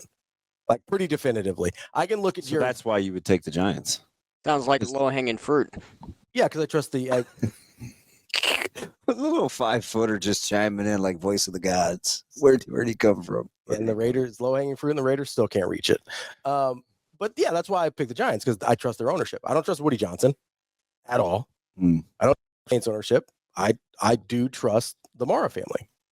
That's a family that's done it well for the entire existence of that franchise for the most part. Yeah, they've had some years where they weren't great, but they were never a dumpster fire as a franchise. All those other plays, like I get the drama and stuff in Dallas. I wouldn't even consider the I was surprised that was Cynthia's answer, because I think you get all the drama and nonsense of Dallas with the Raiders without the upside of the roster. Right? Because that roster in Dallas is better than the roster in Las Vegas. Yeah. Pretty clearly. And and it's not like you get less drama and less problems with Mark Davis. They might not be as loud, but they're certainly not any better. The thing about it, though, is Jerry does give you a chance to win. Yeah, he'll spend money. He'll give you a chance to win. He'll give you what you need. If you can deal with him wanting to talk, which is not, in the grand scheme of things, that big of a problem. Yeah. I get there's a lot of drama there and a lot of pressure, but he doesn't really fire coaches either. Like he gives them a pretty long leash to deal with, which is exactly what you want as a head coach. That's DB. I'm Ravi, Lulla, more Hurrdat Sports Radio. Coming up next.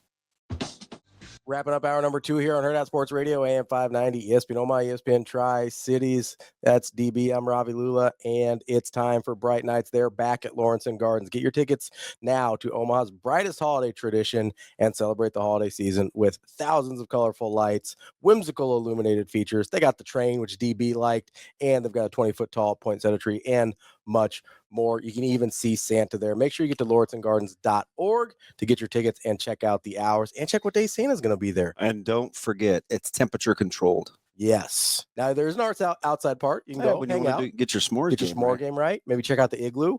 But there's a lot indoors. You don't have to worry about the weather, although it is going to be unseasonably warm. Stop saying that. Unseasonably. Why?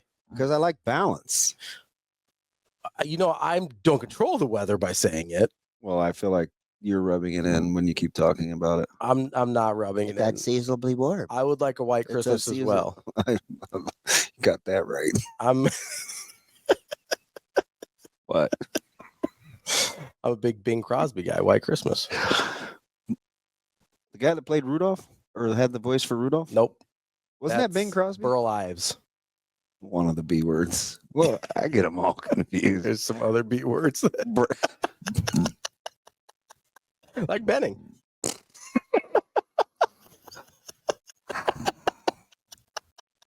Wow. What?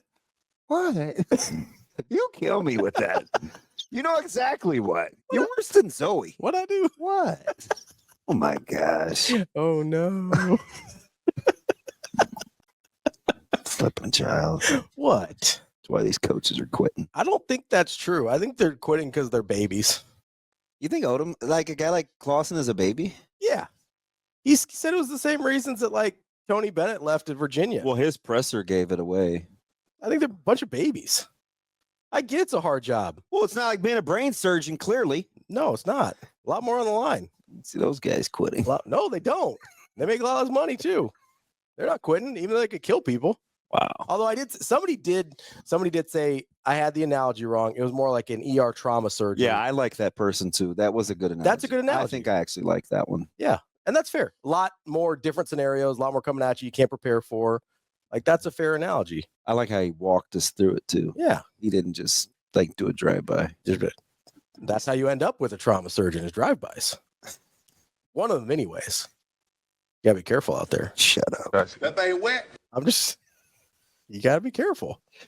You end up with a trauma surgeon in the ER. I'll be glad when we go back to the exterior Pillar Stage studio where I can sit further away from you. Does that make it any better? Yeah. Denny just asked me about the booth. Yeah. And the pinstripe in bowl, New York. And I just sent him a picture. Yeah, you guys are kind of in a rough spot. It's gonna be tough. It's not great. No. We baseball stadiums famously not terrific for other sporting events. It's gonna be tough. You remember when that was a thing? When it's just like, hey, we're just doing both right here. Yeah, I do. We're gonna do a couple of shows, I think, from the practice site too. Yeah. Yeah. So make sure. I mean, you're 590 people, so tune on in. Yeah, that app ready. Get that Husker radio network going. I'll tell you about the young pups that Jack wants to see. What about the young pups? Shoot, I don't know. I like dogs. A lot of the older guys haven't. I mean, kind of have come. They come and go. Yeah. So whomever is playing will really want to be playing. Yeah, I will be interested to see what that looks like for Nebraska. See, I think Gift plays. I think Hartzog plays. Ty and Nash are planning to play. Yeah. That's what they've said, at least, So that's it. That helps a lot. I think Singleton will be up in the air. That D line's a little thin. I mean, kind of. It's untested, unseasoned. Right. Because, I mean, you literally could have a D line with, Van Poppel, play. Davis, yeah. Judy. I'm missing one. Mason Goldman. Oh, so we talked about Goldman this morning. I'm missing another one. Outside or inside? Inside. Interior defensive lineman. So we've got KVP, Judy, Goldman, Keona Davis. You're gonna get a transfer. But I mean for the bowl game though. Yeah. Although they could play too. Can they technically if they're enrolled? Yeah. Can they play? Yeah. That's wild. That'd be fun. It doesn't count against anything, right? Shoot, I bet you guys like Vermont are in New York. Yeah, I knew a bunch of those guys were trying to travel or trying to practice. And I'm travel. missing a D lineman though that has experience. I'm looking here. It's going to take me forever. I'm a good Googler. Yeah, and it just frustrates. It antagonizes me when you got Keona Davis. You said him, right? Yes. You said Thanks Mason. for listening. You said Mason Goldman. Yes. I can't Google and listen at the same time. I can. Dude, your inability to multitask We said Nash is incredible. Vincent Jackson's gone. Elijah Judy's there. What do we got? Lenhart. That's it. Sua. I was thinking of Cam. Cam. Yeah. I meant guys that have played. Oh, okay. Well, I mean, Mason hasn't really played. Yeah, he has. Not a ton. Listen, when you were in the I wouldn't put him in the rotation, but I mean, he'd gotten some snaps. That's pretty good. I'm not complaining about it. He was inside, outside guys. But Cam's good. You'll have him there. So I mean, you've got enough guys without. Yeah, but it's we nice just were like panicking a little bit. People like to hit that panic button. Don't. I'm trying not to. I'm just trying to help you guys. Felt like I was just being a company man. I'll tell you when it's bad. I'll tell you when it's bad. Don't worry. I told you I'd rather be right than well liked. It's true. That's fine. Sometimes I'm neither. Well, that's where it's tricky. It's like you're wrong and mean. That's where I live. T-Mac said you're in Nebraska. There's a good chance it's going to be a white Christmas. He's talking about the weather. Yeah, of course. Big weather guy. I grew up in West Omaha. I know all about it. Weather. Yeah, I know all about weather. Yeah, snow days. Mm-hmm.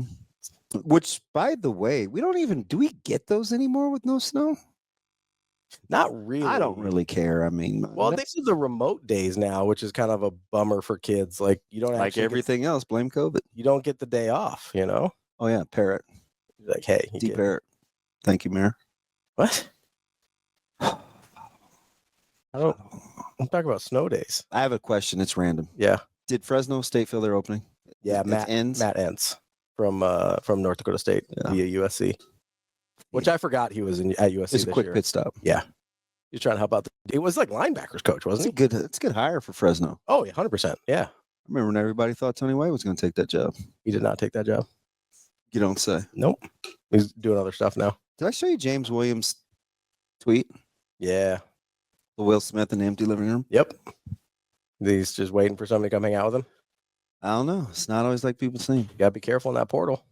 We need you know what I mean? Again, like I said, just wait 7 months. Mm-hmm. Like the market typically does.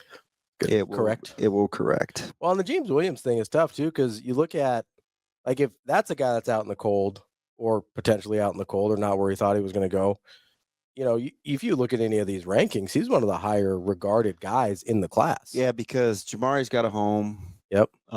Bear's got a home. Who else? So we'll see defensively or in general. I'm looking at when we were boohooing over the D line. Mm-hmm. Let's see who else. I've got the list up right here.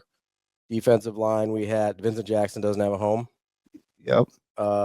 Brody Tagaloa doesn't have a home. Mm-hmm. Kai Wallen doesn't have a home. James Williams doesn't have a home. So so this is everybody. This isn't Nebraska. This is my PSA. Mm-hmm. Sometimes it is beneficial to really give it some thought if you have people that believe in you. Yes. There's less to prove that way because you automatically get the benefit of the doubt. Yeah. Does that make sense? 100%. So it's also more rare than people appreciate. Some of these guys have heard this story before when they were being recruited locally. And I only know because they're local and I can share ideas. Mm-hmm. Some people were a little put off by Coach Rule or the staff saying, hey, listen, we'll give you every opportunity. Not every place is going to do that for you. Proceed with caution. Yeah. Like some people, what do you mean? You're doing us a favor? No. I'm not doing you a favor. See, it's important to me that you succeed. Mm-hmm. It may not be important to them. To the next person you go to. That's what I'm saying. Yeah. And some people couldn't handle that. So in the last two recruiting cycles, some of the guys that have gotten away, a couple of linemen in particular, and a tight end, it's like, okay, like you can like knock yourself out. I'm just telling you. that's not like you think it is out there. Yeah, not everybody is interested in your success over their own. Right. Or interested in your success as much as their own. And I think that's not just a football thing. That's a life thing. If you're in a place where people believe in you, I know. You should be very hesitant to leave. So the problem with that is, because you're 1,000% right. The problem is at that age, you don't have enough self-awareness to know that, like, you're not invincible. You also don't have the experience to know that that's not common. Yeah. Right. So the market will reset. And on the alternate, if you're somewhere where people don't believe in you, coaches figure it out all the time. You should try they take jobs thinking, oh, it's going to be great. It's this, and this. It's not this, that, and this. Yes. Sometimes the ability to get along with people and have a positive culture is, you can't really put a price tag on it until you don't have it somewhere else. And then you realize how much it matters. Then you know how much it mattered to you. 100%. Yeah, that's going to be a really interesting thing with the transfer portal here, because James Williams is a guy at a premium position. All these defensive linemen, premium position. They've had, outside of like Brody Tagaloa, these guys have all gotten snaps. Where else? Power conference football. So he has to go someplace where he can get in a wide nine. Yeah. Not have a ton of run responsibilities. Just rush the passer on obvious passing downs. Like, that's very specific. Yeah, it's got a very niche role, right? That not everybody's going to be able to give him. So I don't know how coveted that will be. That's DB. I'm Ravi Lulla. We will be back with Mike Schaefer coming up next on Hurrdat Sports Radio. Kicking off hour number 3 here on Hurrdat Sports Radio, AM 590, ESPN Omaha, ESPN Tri-Cities, KFOR in Lincoln. That's DB. I'm Ravi Lulla here at Hurrdat HQ on the Pillar Exterior stage, or little round table, as it were, today. We are awaiting our friend Mike J. Schaefer from Husker 24/7. What's so funny? A lot of people catching up in the chat today about your cold steak. That's fine. So, again, it needs content. Listen, I can take it. I'm like Teflon, man. You're Teflon? So sometimes I just grilled a couple of tenderloins. Yep. Right? Didn't feel great eating it. Had a few issues. So I ate half of one. I sliced it. And so sometimes, periodically, when I'm hungry, I'll just eat a slice. I'm not warming it up again. No, I get that. But if it's the day of, like, I don't want to have a cold steak off the grill or the smoker or wherever. Yeah. Like, after you cook it, you're not trying to eat it cold. Yeah. But if it's a leftover, you're not I get it. I get what you're saying. Yeah. So you treat it the way a lot of people do, like cold cuts. You just go and grab a little slice, have it. Yeah. Have a little snack. Plus, I feel like I'm really like a good cook. So it's seasoned well. It's got good flavor. I don't care if it's cold. Not the day after. Yeah, no, I get what I'm eating it because it tastes good. I get what you're saying. Can I let you in on a little secret? What? When I was a kid, I used to eat cold hot dogs all the time. Listen, ask my mom. I eat raw bacon all the time. It's fine. Yeah. I eat it for taste. Did you ever do the there would be these little corners off of these packs of rind bacon, because they would buy rind bacon, and just pieces would be missing sometimes in the morning. Dude ate raw bacon. And before you guys, go ahead and shun me. Remember, you used to drink out of garden hoses too, and you would do that today. I mean, a lot of people still do. Do they eat like kids? I think kids still drink out of water hose. You know a lot of kids that have hoses hooked up. And I don't know a lot of kids. When was the last time you see a kid playing outside in the sprinkler or something? I don't know. Exactly. Go to the pool with their friends or to the club. To the club? They're going to the club? Yeah, like the swimming. Oh, talk about kids going to a club. Dude, there's a reason bottled water companies are in business. Kids ain't drinking out of the garden hose. Like, you think 50 Cent in a club? Why'd you go into character? Oh, it's just how the song goes. How's it go again? It's in the club. Gosh. Yeah, dialect kind of disappeared there a little bit. That's just how he sings the song. I'm trying to recreate the music. Still mad that I let Sauter get away with. I am mad you let Sauter get away. His was closet racism. Way more egregious than anything I've ever done. His was aggressive. Oh shoot! Do we have Schaefer Campbell? Not yet. That's Shane. Hot Danger says garden hoses have potable water that is safe to drink. Uncooked meat ain't fit to come out of a hose. Now, full disclosure, Hot Danger does look like me. So he believes in burning his meat. Yep. I am not like that. I can eat my meat closer to medium rare. Yep.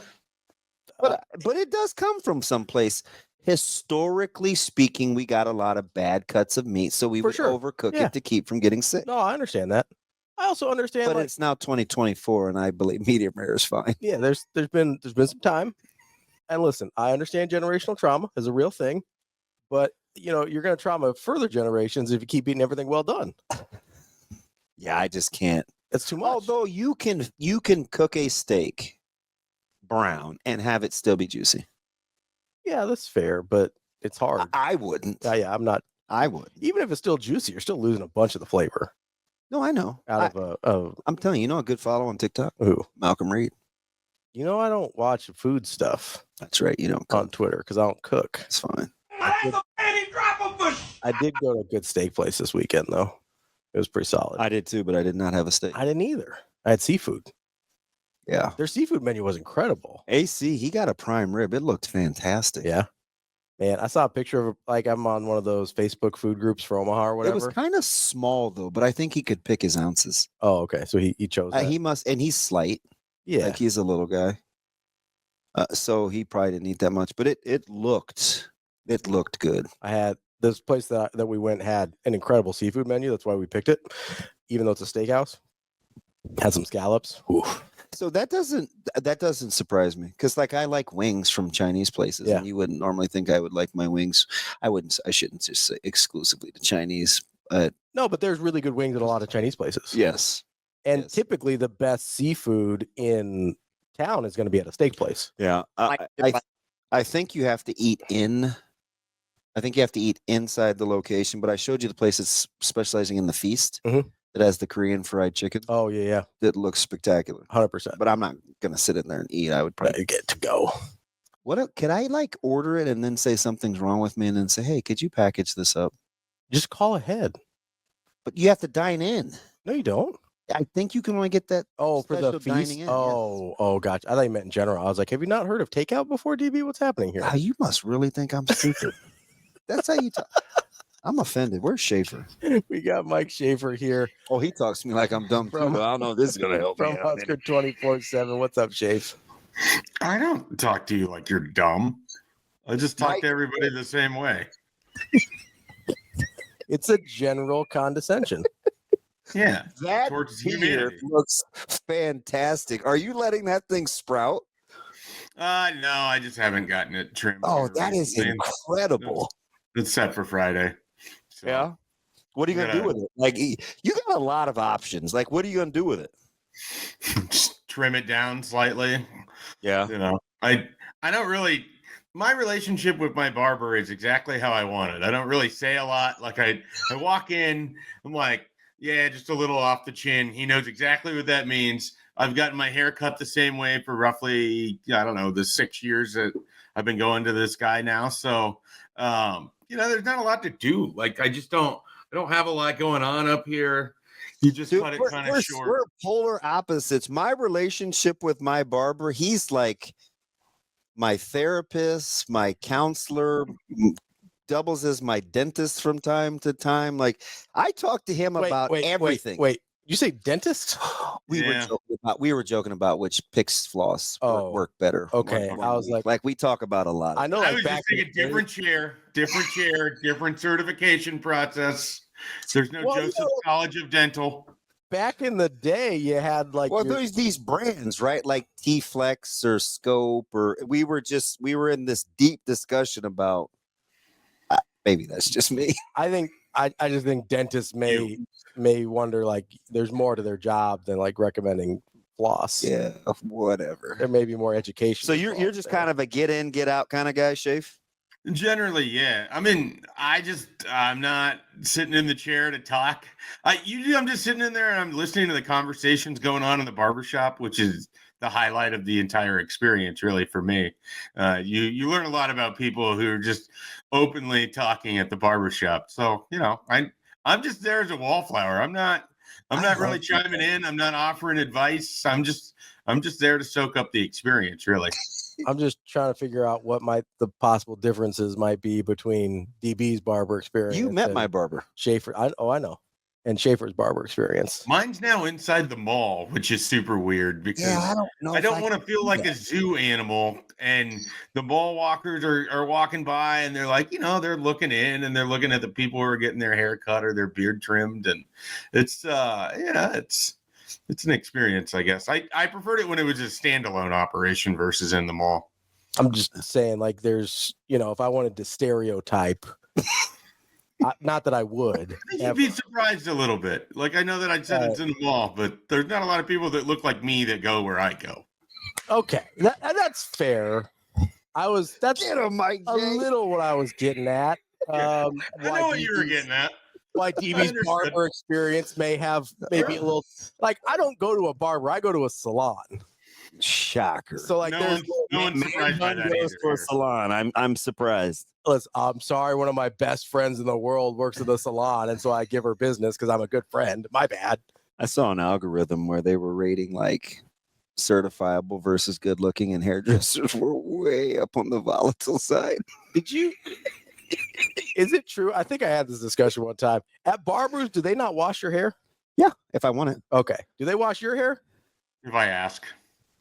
Okay. I get my hair washed like twice. That's just like part of the process. Yeah, you're not new. This ain't novel. Well, somebody told me that Black barbers people don't wash their hair. No, somebody told me that barbers don't wash hair, and that was the difference between. There's a barber 3 and a salon. sinks in there. I don't know, man. Ravi, I'm kind of at the point where if my hair, where if they spritz it a couple times, it's like they've washed it. So, there's not a lot going on. So a couple spritzes, it's like a hair wash for me. So I'm going to count it. I don't even know how we got here. But since we're not talking about sports yet, Schaefer, do you go to places that are historically known for something, but then that's not what you get? And I'm not talking about like how Chick-fil-A has burgers now. I was listening, right. I was listening to the conversation earlier. I was trying to think about that. I don't know that I have like a swerve order at a place where you'd expect like one thing and then you're, walking out of there with something else. I don't have anything off the top of my head.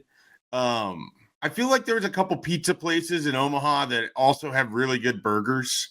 Like if you were to not just get pizza, but I'm drawing a blank on which ones. I don't know that I have anything like that. I tend to just kind of wherever I go, I get what I get. I don't know that I worry so much what their specialty is. It's more just like what I want to eat. Are you one of those guys that can order different things, or when you go somewhere, do you pretty much get the same thing? I like to think I'm the type of person that orders different things, but I'm probably more closer to having a standard. But I can, like, not to throw her under the bus. My wife, I know exactly what she's going to order almost everywhere she goes. That is not me. Yeah.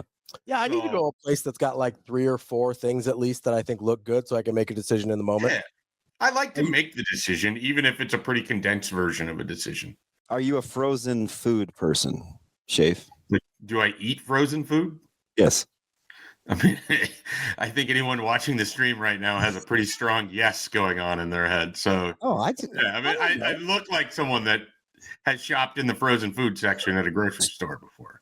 Do you rank like qualities of frozen food? I don't eat a ton of frozen food, but for people that do, they are very particular about their frozen food. Well, yeah, I think like you have the items that I'm going there to buy specific stuff if I'm in the frozen food section. I'm not like taking a chance or perusing on things. Generally, there's like, oh, this is the type of, whatever it is that I'm getting that I want, and then I'm walking out with that. So, yeah, I suppose I am very particular of frozen food. There's definitely like brands, because I'll do some frozen food, that's probably not shocking, but there's definitely brands where I'm like, I will ride with this brand, and if I want to try something new, it will be within that brand because I know in general they're good. No. So you know what? He's onto something though, Schaefer. Because I know that he's onto something because it describes my general appreciation of brands and like. Great Value has the greatest frozen sausage, and I've seen you make your breakfast sandwiches in like bulk. They look sensational. Great Value has like McDonald's quality, although Great value is such a cheat code. They just take everyone's good items and then reverse engineer it and then slap great value on there. And then you're saving money for roughly the same taste of what you're They taste exactly the same. The frozen food brand that I think you've had them because I think we mentioned this before in a previous life. There's this brand called Devour. Yep, that's exactly what I was thinking when we were talking about frozen food. Yeah. These frozen food brand, and everything. Where's this at? I get mine at Target, but I think they have them everywhere. I get mine at Walmart. They're at Hy-Vee. They're at all the grocery stores. I started getting them because they're pretty high in protein for the frozen meals, but they're like the best ones by far, flavor wise. It's not even close. Oh, they're tremendous. Like, they used to have more options. I feel like I'm condensed down to just like 3 different choices. So it's fine. We're just not going to be our mutual friend and buy paella frozen from a grocery store. That's still one of the more laughable things ever. Hey, Schaefer, so you have to feel pretty good. We were talking about this last night, I think over text, but Ravi made fun of me all offseason for being a closet Vikings fan, and I wasn't a closet Vikings fan. I just thought they were going to be pretty good.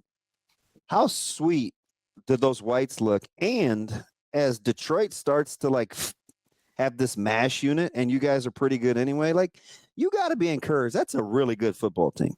Yeah, I mean they've been a good football team all year. It's hard because the expectation was they were a 6 or 7 win team, and here they are at 12 wins right now through 15 weeks. So I'm excited about it. Like I told you, I mean they have some all-world pieces, and then they just have a bunch of pretty good to solid to actually good players. Like your Harrison Phillips, your Andrew Van Ginkel, your Blake Cashman, your Josh Metellus. Like, these aren't all pro players, but you put enough of those guys on a defense and you throw Jonathan Grenard in there, who's just a wrecking ball right now.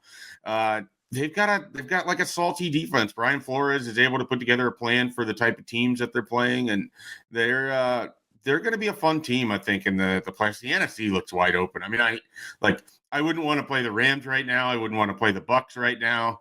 There's some good teams in there. The Packers looked really good dismantling the Seahawks. You want to play the Eagles right now? The Eagles, I shouldn't say this because if it comes down to it, but they don't scare me.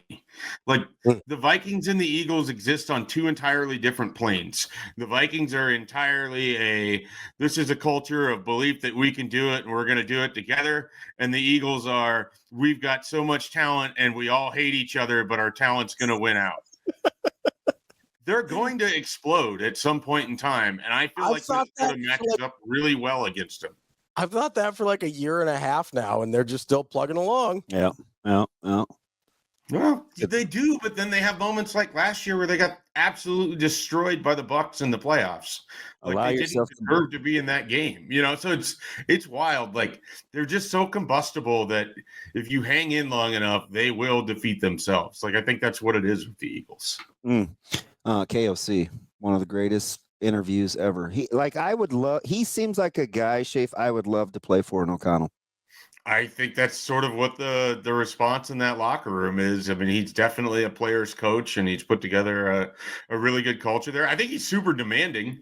I think that's the secret of all of these kind of great players coaches, is that they make you love them, but they also get your best performances because you don't want to disappoint them. And you're going to work really hard because everybody in the room is working really hard. And you get rewarded when you have the opportunity to go out there and make a play and you go and do it. They got a really awesome culture. They're a fun team to watch right now. I know that people aren't completely in on them, and they won't be because of Sam Darnold, but it's a fun group. I'm not gonna go steal your time with food in Minnesota, but when he spends it, that dude it is pretty to watch. That pass that he hit Jefferson right before the end zone, he just dropped it in between 3 defenders. Yeah. I think there's probably less than 12 people in the world that can make that pass. Flick of the wrist. That are willing to make that pass. Yep, he's a stud. Incredible. I just want to say you're welcome for Kyle Shanahan fixing him, but don't worry about it. Zip it. Hey, so Schaefer, this is just how you drew it up, though. Seriously, Nebraska getting a long snap route of the portal and linemen on campus, right? This is kind of what you want to see for a team that needs to attack where they need to get better. Yeah, and then I'm excited to see here to start this week, the kind of continuation of going into the portal at different positions, seeing some defensive backs pop up, whether it's Addison Maddox from UAB, or excuse me, I think it's Adrian Maddox from UAB, Andrew Marshall from Idaho. Obviously, locally we know Dan Jackson out there in Idaho, and he's got nothing but good things to say about Andrew Marshall, who, by the way, a kick return and a punt return for a touchdown last year for Idaho, held his own in the Oregon game. That's a guy that I'm kind of fascinated by. That's popped up in the portal, and then you've got the kid from Nevada. You've got as the offensive lineman, you have Cameron Olds, who is just here. So they're doing a nice job of working guys in, coming in for visits, get a backup quarterback on campus potentially over the last day or so. So they're doing a nice job just kind of working in there. And I think we're going to start to see some names pop up as commitments to Nebraska's transfer portal class. Shay, if you think any of those commitments are coming from the wide receiver group, I know there's a few guys, whether it's Eric Rivers, Dane Key, whoever else that Nebraska's been looking at. Yeah, I mean, they definitely want to get one, maybe two. And so I think, your ideal would be Key or Rivers, but then they also like the guy from Cal. His last name's Hunter. I can't remember the first name. Messiah. Just a freshman. You had a really nice year. You add that to your young wide receiver group. So they're looking for talent. I think they're really kind of open to any position, any player. It's just got to be someone that kind of fits what they want in terms of body type and if they can help them. I don't think anyone that they're trying to take is just like, we'll throw him in there and see what he does. Maybe I think there's a purpose. I don't think they're just taking people to take them. Schaefer, when you're looking at like the additions and the roster, it still seems like they're going to be very specific in the portal. I think some people heard kind of this overarching philosophy of, hey, we're going to do it like this now, or there's been a philosophical change. Like, how did you consume the information in the last couple of weeks versus how you're seeing this offseason play out? Do you think there's a philosophical change? I don't know that we've seen that quite yet. I mean, they're definitely just I think a lot of it is they're open to bringing in players so they can meet with them too. Just because a guy visits doesn't necessarily mean that Nebraska is 100% going to take him or 100% wants him. But I think they're just trying to be as open-minded as they can with it. And I think you're looking for talent. You're looking for guys that can help you. I think you're looking for role players and people that can do certain things. When I talked about Andrew Marshall, I like seeing them go in and try to find someone who could be a returner for you. I know that it didn't work necessarily with Ja'Cory Barney as much, and maybe if you're going to highlight him in the offense, you don't want him as a return man. But I appreciate that. I appreciate that they made long snapper a priority and they got that one done early. I appreciate that they've had a punter on campus and that they're looking to kind of, finish up stuff with specialists early. They've certainly shown an interest in finding edge and those types of players. So they're doing a lot of what we anticipated. When he talks about a philosophical change, sometimes I wonder if that's what's happening, behind the scenes and we're not getting the full explanation as to what's going on philosophically. Are they viewing guys differently in the portal? Are there certain barometers that are being hit that make them more interesting in a player? Matt Rule hasn't openly talked about that. So I do wonder if some of the change that's been discussed, outwardly it looks very similar. I wonder if behind the scenes, the way the structure and everything is different. Schaefer, well, about a minute left here with you. You mentioned seeing guys differently in the portal behind the scenes, but with all the coaching staff changes, do you think they're seeing guys internally a little bit differently as well, either to the good or the bad? Oh, no doubt about it. I think anytime you have fresh set of eyes, you're going to get different players that pop up. I mean, that was one of the discussions with Dana Holgerson when he got here in early November as to which players could end up highlighted and everything like that. So I definitely think there's the internal aspect of this too. You got to do a good job of self-scouting, and you have new coaches, who the defensive backs coach might like in that room is different than what necessarily Evan Cooper thought last summer and where John Butler was when he moved on to the defensive coordinator role. I mean, he's still going to be involved in it, but a different coach is going to have a different player that flashes to mind, I'm sure. Yeah, interesting too. As World just comes out with his top 3 and Nebraska is in it. So how about that, Schaefer? Yeah, I mean, you look at the two teams that they're with, and you know that NIL is going to be a big part of this. And so, if Nebraska really wants to tackle, that's about as much money as you're going to spend in the portal this year for any position. So, good luck. That's our guy, Mike Schaefer, Husker 24/7. Schaefer, appreciate it as always. We will talk to you again next week. All right, guys, take care. Thanks, Schaefer. That's our guy, Mike Schaefer, Husker 24/7. Coming up next, we've got more Hurrdat Sports Radio. That's DB. I'm Ravi Lulla. Welcome back, Hurrdat Sports Radio, AM 590, ESPN Omaha, ESPN Tri-Cities, KFOR, and Lincoln. That's DB. I'm Ravi Lulla here at Hurrdat HQ. Hi, Ravi. Hey, bud. How are you? No, don't. Just be normal. What? Good morning. Hey, but I just was saying hello. You're welcoming us back, and then you get all goofy. I was trying to be nice. No, don't. That's Just my nice voice. No, just do you. You're Hey, not a DB, nice what's up, person. buddy? No, just be like, I'm super nice. Sometimes. Depends on who you are and what the situation is. It's time for Bet On It, brought to you by Moore Sports. And time of day and any other variables. What my blood sugar is, I'll be honest. which, by the way, I'm glad you kind of snapped out of it. It was a little bit, I was worried about you this morning. Or Yeah. was it because you had to let me in? No, I was a little low this morning. So once I got the Uncrustable going, I felt better. Yeah. I keep saying, I'm going to be your friend. We're going to think of something other than putting that Pop-Tarts? in your body. Pop-Tarts? I just can't in good faith watch you do that every day. So the guy that was going to eat like a 30-hour-old Taco John's burritos concerned about That's what I not put even in my body. If you have no, I will eat some leftovers. So, okay. I'll take Uncrustable. I'm going to say this. You know what I'm going to bet on? I'm going to move on. What's that? When's the last time I went to Nebraska City? Last week? 2 weeks ago? Yes. Yeah. Okay. So they have chicken. Yeah. And it's really, really good. I get it to go. Mm-hmm. I never eat it on time. Sometimes I like break it up. I throw the skin out. I put it in the dog's food because Biggie's not really eating like he should. Mm-hmm. Just yesterday, there's this giant breast that's in a Ziploc bag. I put the humidity thing on the drawer where I keep my good meats. It felt pretty good. I tore a piece out and I ate it.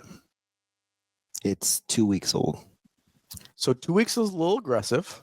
2 weeks old. But how long? When did you put it in the fridge? That's my real concern here. It was probably in the microwave for a day, maybe. Don't do that. What are you doing? A day. What? After you got home with it, it was in for another day. Let's not act like when you get leftovers from a restaurant, you put them immediately in the fridge. You put them on the counter till the next. What if you get home late at night? You're out having your fancy pants canters of wine. Decanters. Whatever. Decanters. Enos, the basketball player from the NBA? Yeah, Enos Cantor. Not Enos Decanter. That's a different thing. Well, if I said duh, you'd have made fun of my... No, if you said decanter, I was like, oh, look at him, knows his wine. Almost a racial joke. In the club? In decanter?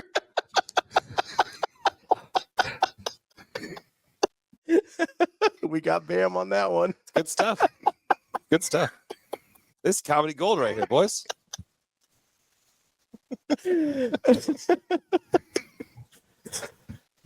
You can't laugh at that.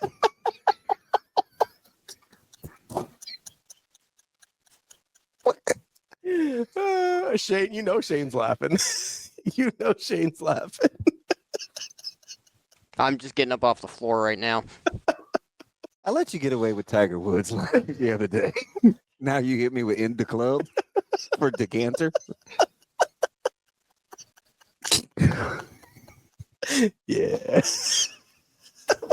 I thought that's what you were going to say. This dude is loose. Oh, did you?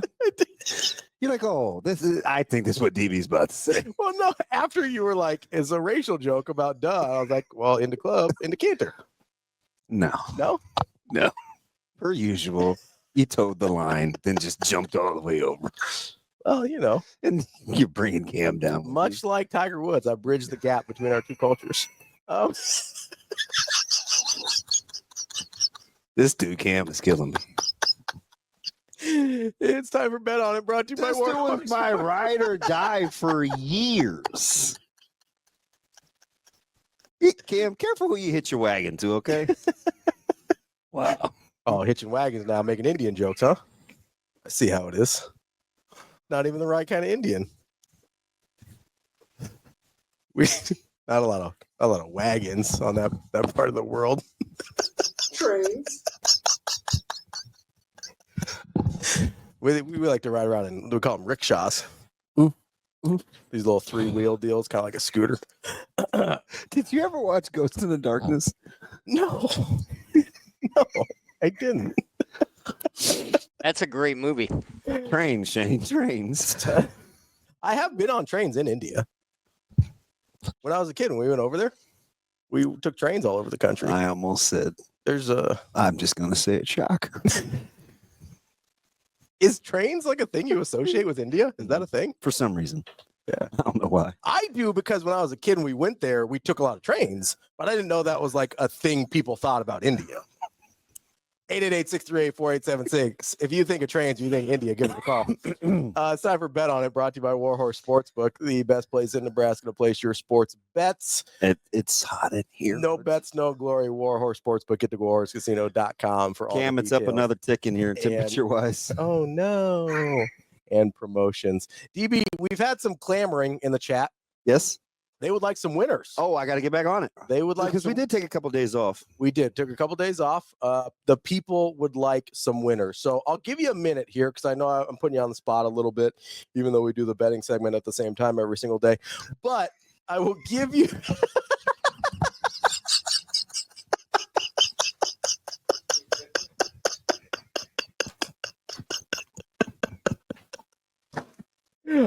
that was a joke, Tourette's one, where it was right there, and I apologize on that one. Anyway, we'll give you a minute to come up with your winners because the people are clamoring for them. They're clamoring for the winners, DB. Yeah. They're going, my guy's on a heater. I need more winners. It's fine. It's fine. I don't understand. I don't. It's all right. It's all right. It's all right. It's all right. It's okay. It's not okay. You gonna be all right? Yes, it's fine. So we'll come up with some winners here in a little bit. In the mean, so I gave Ryan like 3 or 4 the other day. Yeah. And I said, "Oh, I like these other 2." Mm-hmm. But I gave him the numbers of the top 4. I said I like the other 2. Oh yeah, you sent me those. Right. And then you gave me the extras. They're like, I also like these, but they weren't your locks. Yeah. Yeah. So I understood the text. He texted me and he said, "Hey, can I move to your basement after those plays?" Now keep in mind, dudes. Yeah, I've been to his house. Yeah, you've been in his house. You've been in my house. Who you think has all the money? It's not your boy. So I'm like, wait a minute. Did you not? Those college basketball plays? I think They're golden. Yeah. I think you were 3 for 4. Yeah. Yeah. Like, what are we talking about here? Maybe he was getting greedy and parlaying them too. No. Okay. I don't know if he's a parlay guy. I don't know either. I know he likes to. I don't. It does. His personality doesn't seem like parlay. I can't remember if he's told me about. But I was like, oh, that's 3 winners right there. Like 3 out of 3 and 1. That's a winning day. Mm-hmm. It's a good winning day. Well, the whoever he said Colts and Dolphins killed me. Now, first of all, you capped the Colts right. Yeah. The Colts killed the Colts. Yeah. Yeah. The game was capped right. You can't account for stupidity.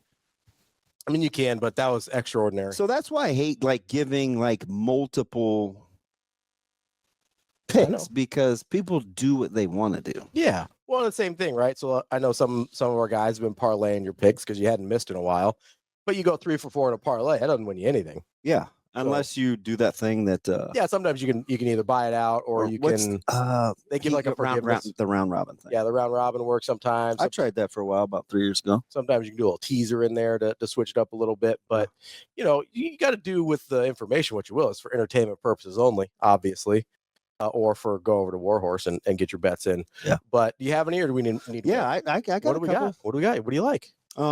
Let's stay in college basketball. Okay. Because we do have a bowl game tonight. I actually like West Virginia. I like West Virginia. I like West Virginia. That's not a lock. No, I like West Virginia quite a bit. Okay. I would not lay the points with Memphis. Is Rich Rod coaching that game? Doesn't matter. West Virginia could mess around and win. Yeah. And I think you're getting 6 or 6.5, maybe. That's a team you kind of liked all year. Oh, yeah. West Virginia. Yeah. And they weren't probably quite as good as. No, I like West Virginia tonight. I got Memphis minus 4.5 is the line. Is that it? Now. Yeah. I think it's come down quite a bit. I think you should wait. It might go back up. All right, we'll wait on it. Wait, see what that number turns out. I thought it was 5, but that's fine. It was. I think they could win, so points may be a gift anyway. But in hoops, I like Kansas State. Okay. Just because I know Rutgers so well. K-State is laying 7. Oh, you're right. It is up to 5 now. Thank you for your support. Kansas State. I like K-State. Okay. Get a load of this. I like North Carolina. Really? Yeah. I'm not being sarcastic. You generally don't. But they will beat UConn. Okay. North Carolina over UConn and Kansas State laying the points. That is our guy. Wait. I got one more. Oh, one more. What do we got? Rushing me. Well, no, the clock's rushing me, but that's okay. I like St. Bonaventure too. Ooh. Big Bonnie's guy. Big Bonnie's guy. 7. Big Woj guy. Woj guy for the Bonnies. That's DB. I'm Ravi Lulla. It's Bet on It, brought to you by McDonald's Warhorse sandwich. Sportsbook. So what? So you can leave another one in your bag? It's okay. We'll be back with more.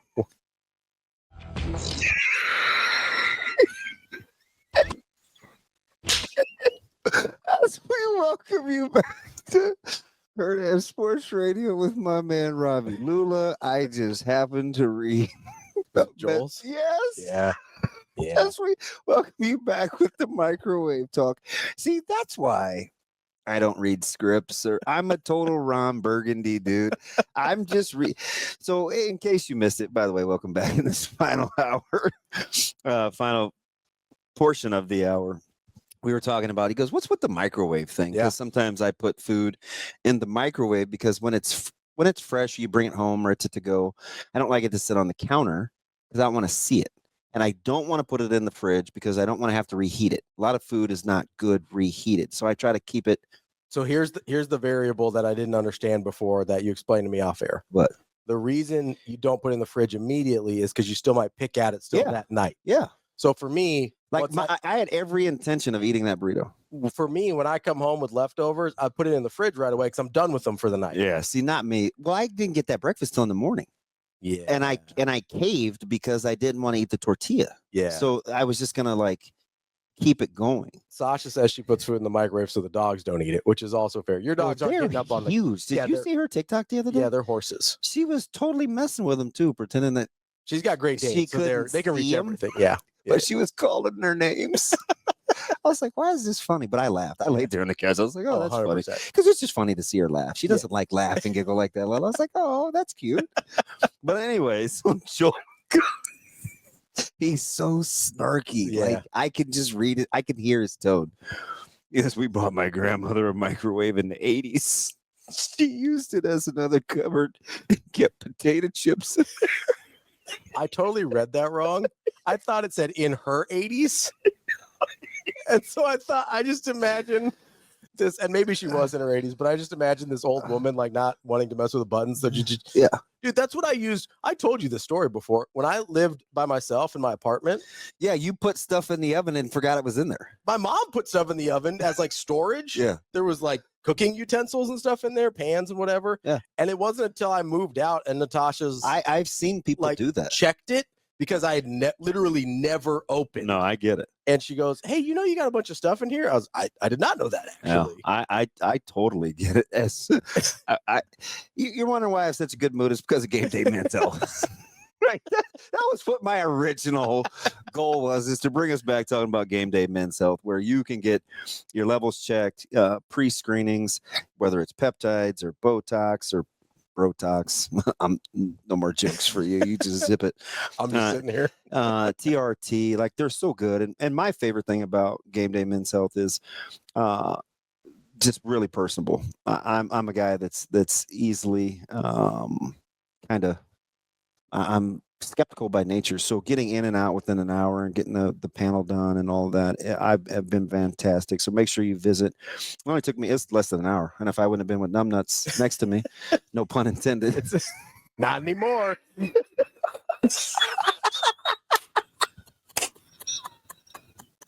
Stop it. I prefer Nimbus. Oh, visit GameDayMen'sHealth.com. That flipping Joel, he messed the whole thing up.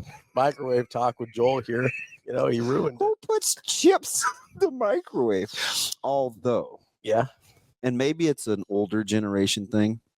My mom, much like myself, doesn't like to throw away things. Sure. So to rehab questionable chips, whether they're tortilla or potato chips, she puts After them they in. get stale? She puts them in the oven. See, I took it to mean she just uses it as storage. I didn't think she warmed up the chips. No, I think he just meant storage. You're right. Okay. But my mom would warm them up in the oven. Oh, I get that. Yeah, trying to like get them back from being stale. Yeah, and apparently some of my friends that look like me, they don't mind reheating steak. I do. My man Bernard, he's like, dude, just put it in a skillet, slice it with a little butter, and go slow. That's fine. I normally would just put it in foil and put it in the oven at 200. Yeah, it's less maintenance. I don't have time for that. Sometimes and I'm not eating it because I want it to be another meal. I'm eating because I'm snacking. Just a little snack. So I got you. Cold is fine. Just a little snacky. Steak's not meant to be reheated. It's fine. You don't like sweet meat. Other people don't like cold meat. It's okay. You're not a sweet meat guy. Don't pretend like you are. No, I'm not. It's a thing you're totally out on. At all. I don't mind it. You know, you get some nice sweet meat every once in a while. It's overrated. not a big fan. I know what you're trying to do, but no, I'm not trying to do anything. No, you're not. You got preferences. Other people got different preferences. It's okay. I'm trying to help the other people identify that don't like the cold meat. Identify as normal. No, identify like, hey, you got your thing over here. DB's got his other preference. It's all good. It makes perfect sense. I don't know about perfect sense, but there is some logic. Well, you get the OCD thing where I just don't want it showing. 100%. No, I get that for sure. Although this is kind of a weird thing I have since we're just talking about whatever, I guess. Well, you know, like people don't like, you know, certain people have, you know, they don't want the food showing or whatever. So Natasha has a cookie jar out for Christmas, right? And she'll put cookies in there, but I know they're store-bought cookies that she unwraps and puts in the thing, right? I have a really weird thing about eating food that's been like unwrapped and it's just, even though it's covered. Oh, so like I'm afraid they're gonna be stale. You would want Oreos like it back in the Ziploc package or like whatever. in the package, not out in a cookie jar. Yeah, I actually think there's something to that. But here's the weird part is I don't need it to be in a Ziploc. If it's in the package still, I'm fine. Yeah. You know what's funny when I repackage cheese, because I don't buy a lot of shredded cheese. I buy blocks and then I shred it. Yeah. So I've somehow convinced myself that I'll take it out of the package, put it in the Ziploc, and then in a container versus just in the Ziploc or in the container. And I'm thinking, I don't know, I just feel better, even though I'm sure air is getting to it just the same. Because I'm not vacuum sealing it again. No, but there's probably less air. If you go Ziploc bag and then container, there's probably less air that gets to it. The cheese that I liked about Costco, it's like something reserve. It's sharp cheddar, but it's like 228 slices. Yeah, I've had that. Is it the Tillamook? Nope. It's something reserve. Tillamook is fire. Tillamook makes pretty good cheese. Yeah, but it's like sharp. Yeah. But I can't. I'm the only one that really eats it. But I'll just take like a piece of ham, a piece of cheese. I'll roll it up and just eat it. Yeah, a little snack. So I can run through it pretty quick. Yeah. But I always put it in something, even though it's quote unquote resealable. Yeah. So if I put something in the fridge, it's definitely being in something that's sealed because I feel like it goes bad. Right. But if I've got cookies in the pantry or whatever, I'll have, because you got the Oreo packages and they got the flap.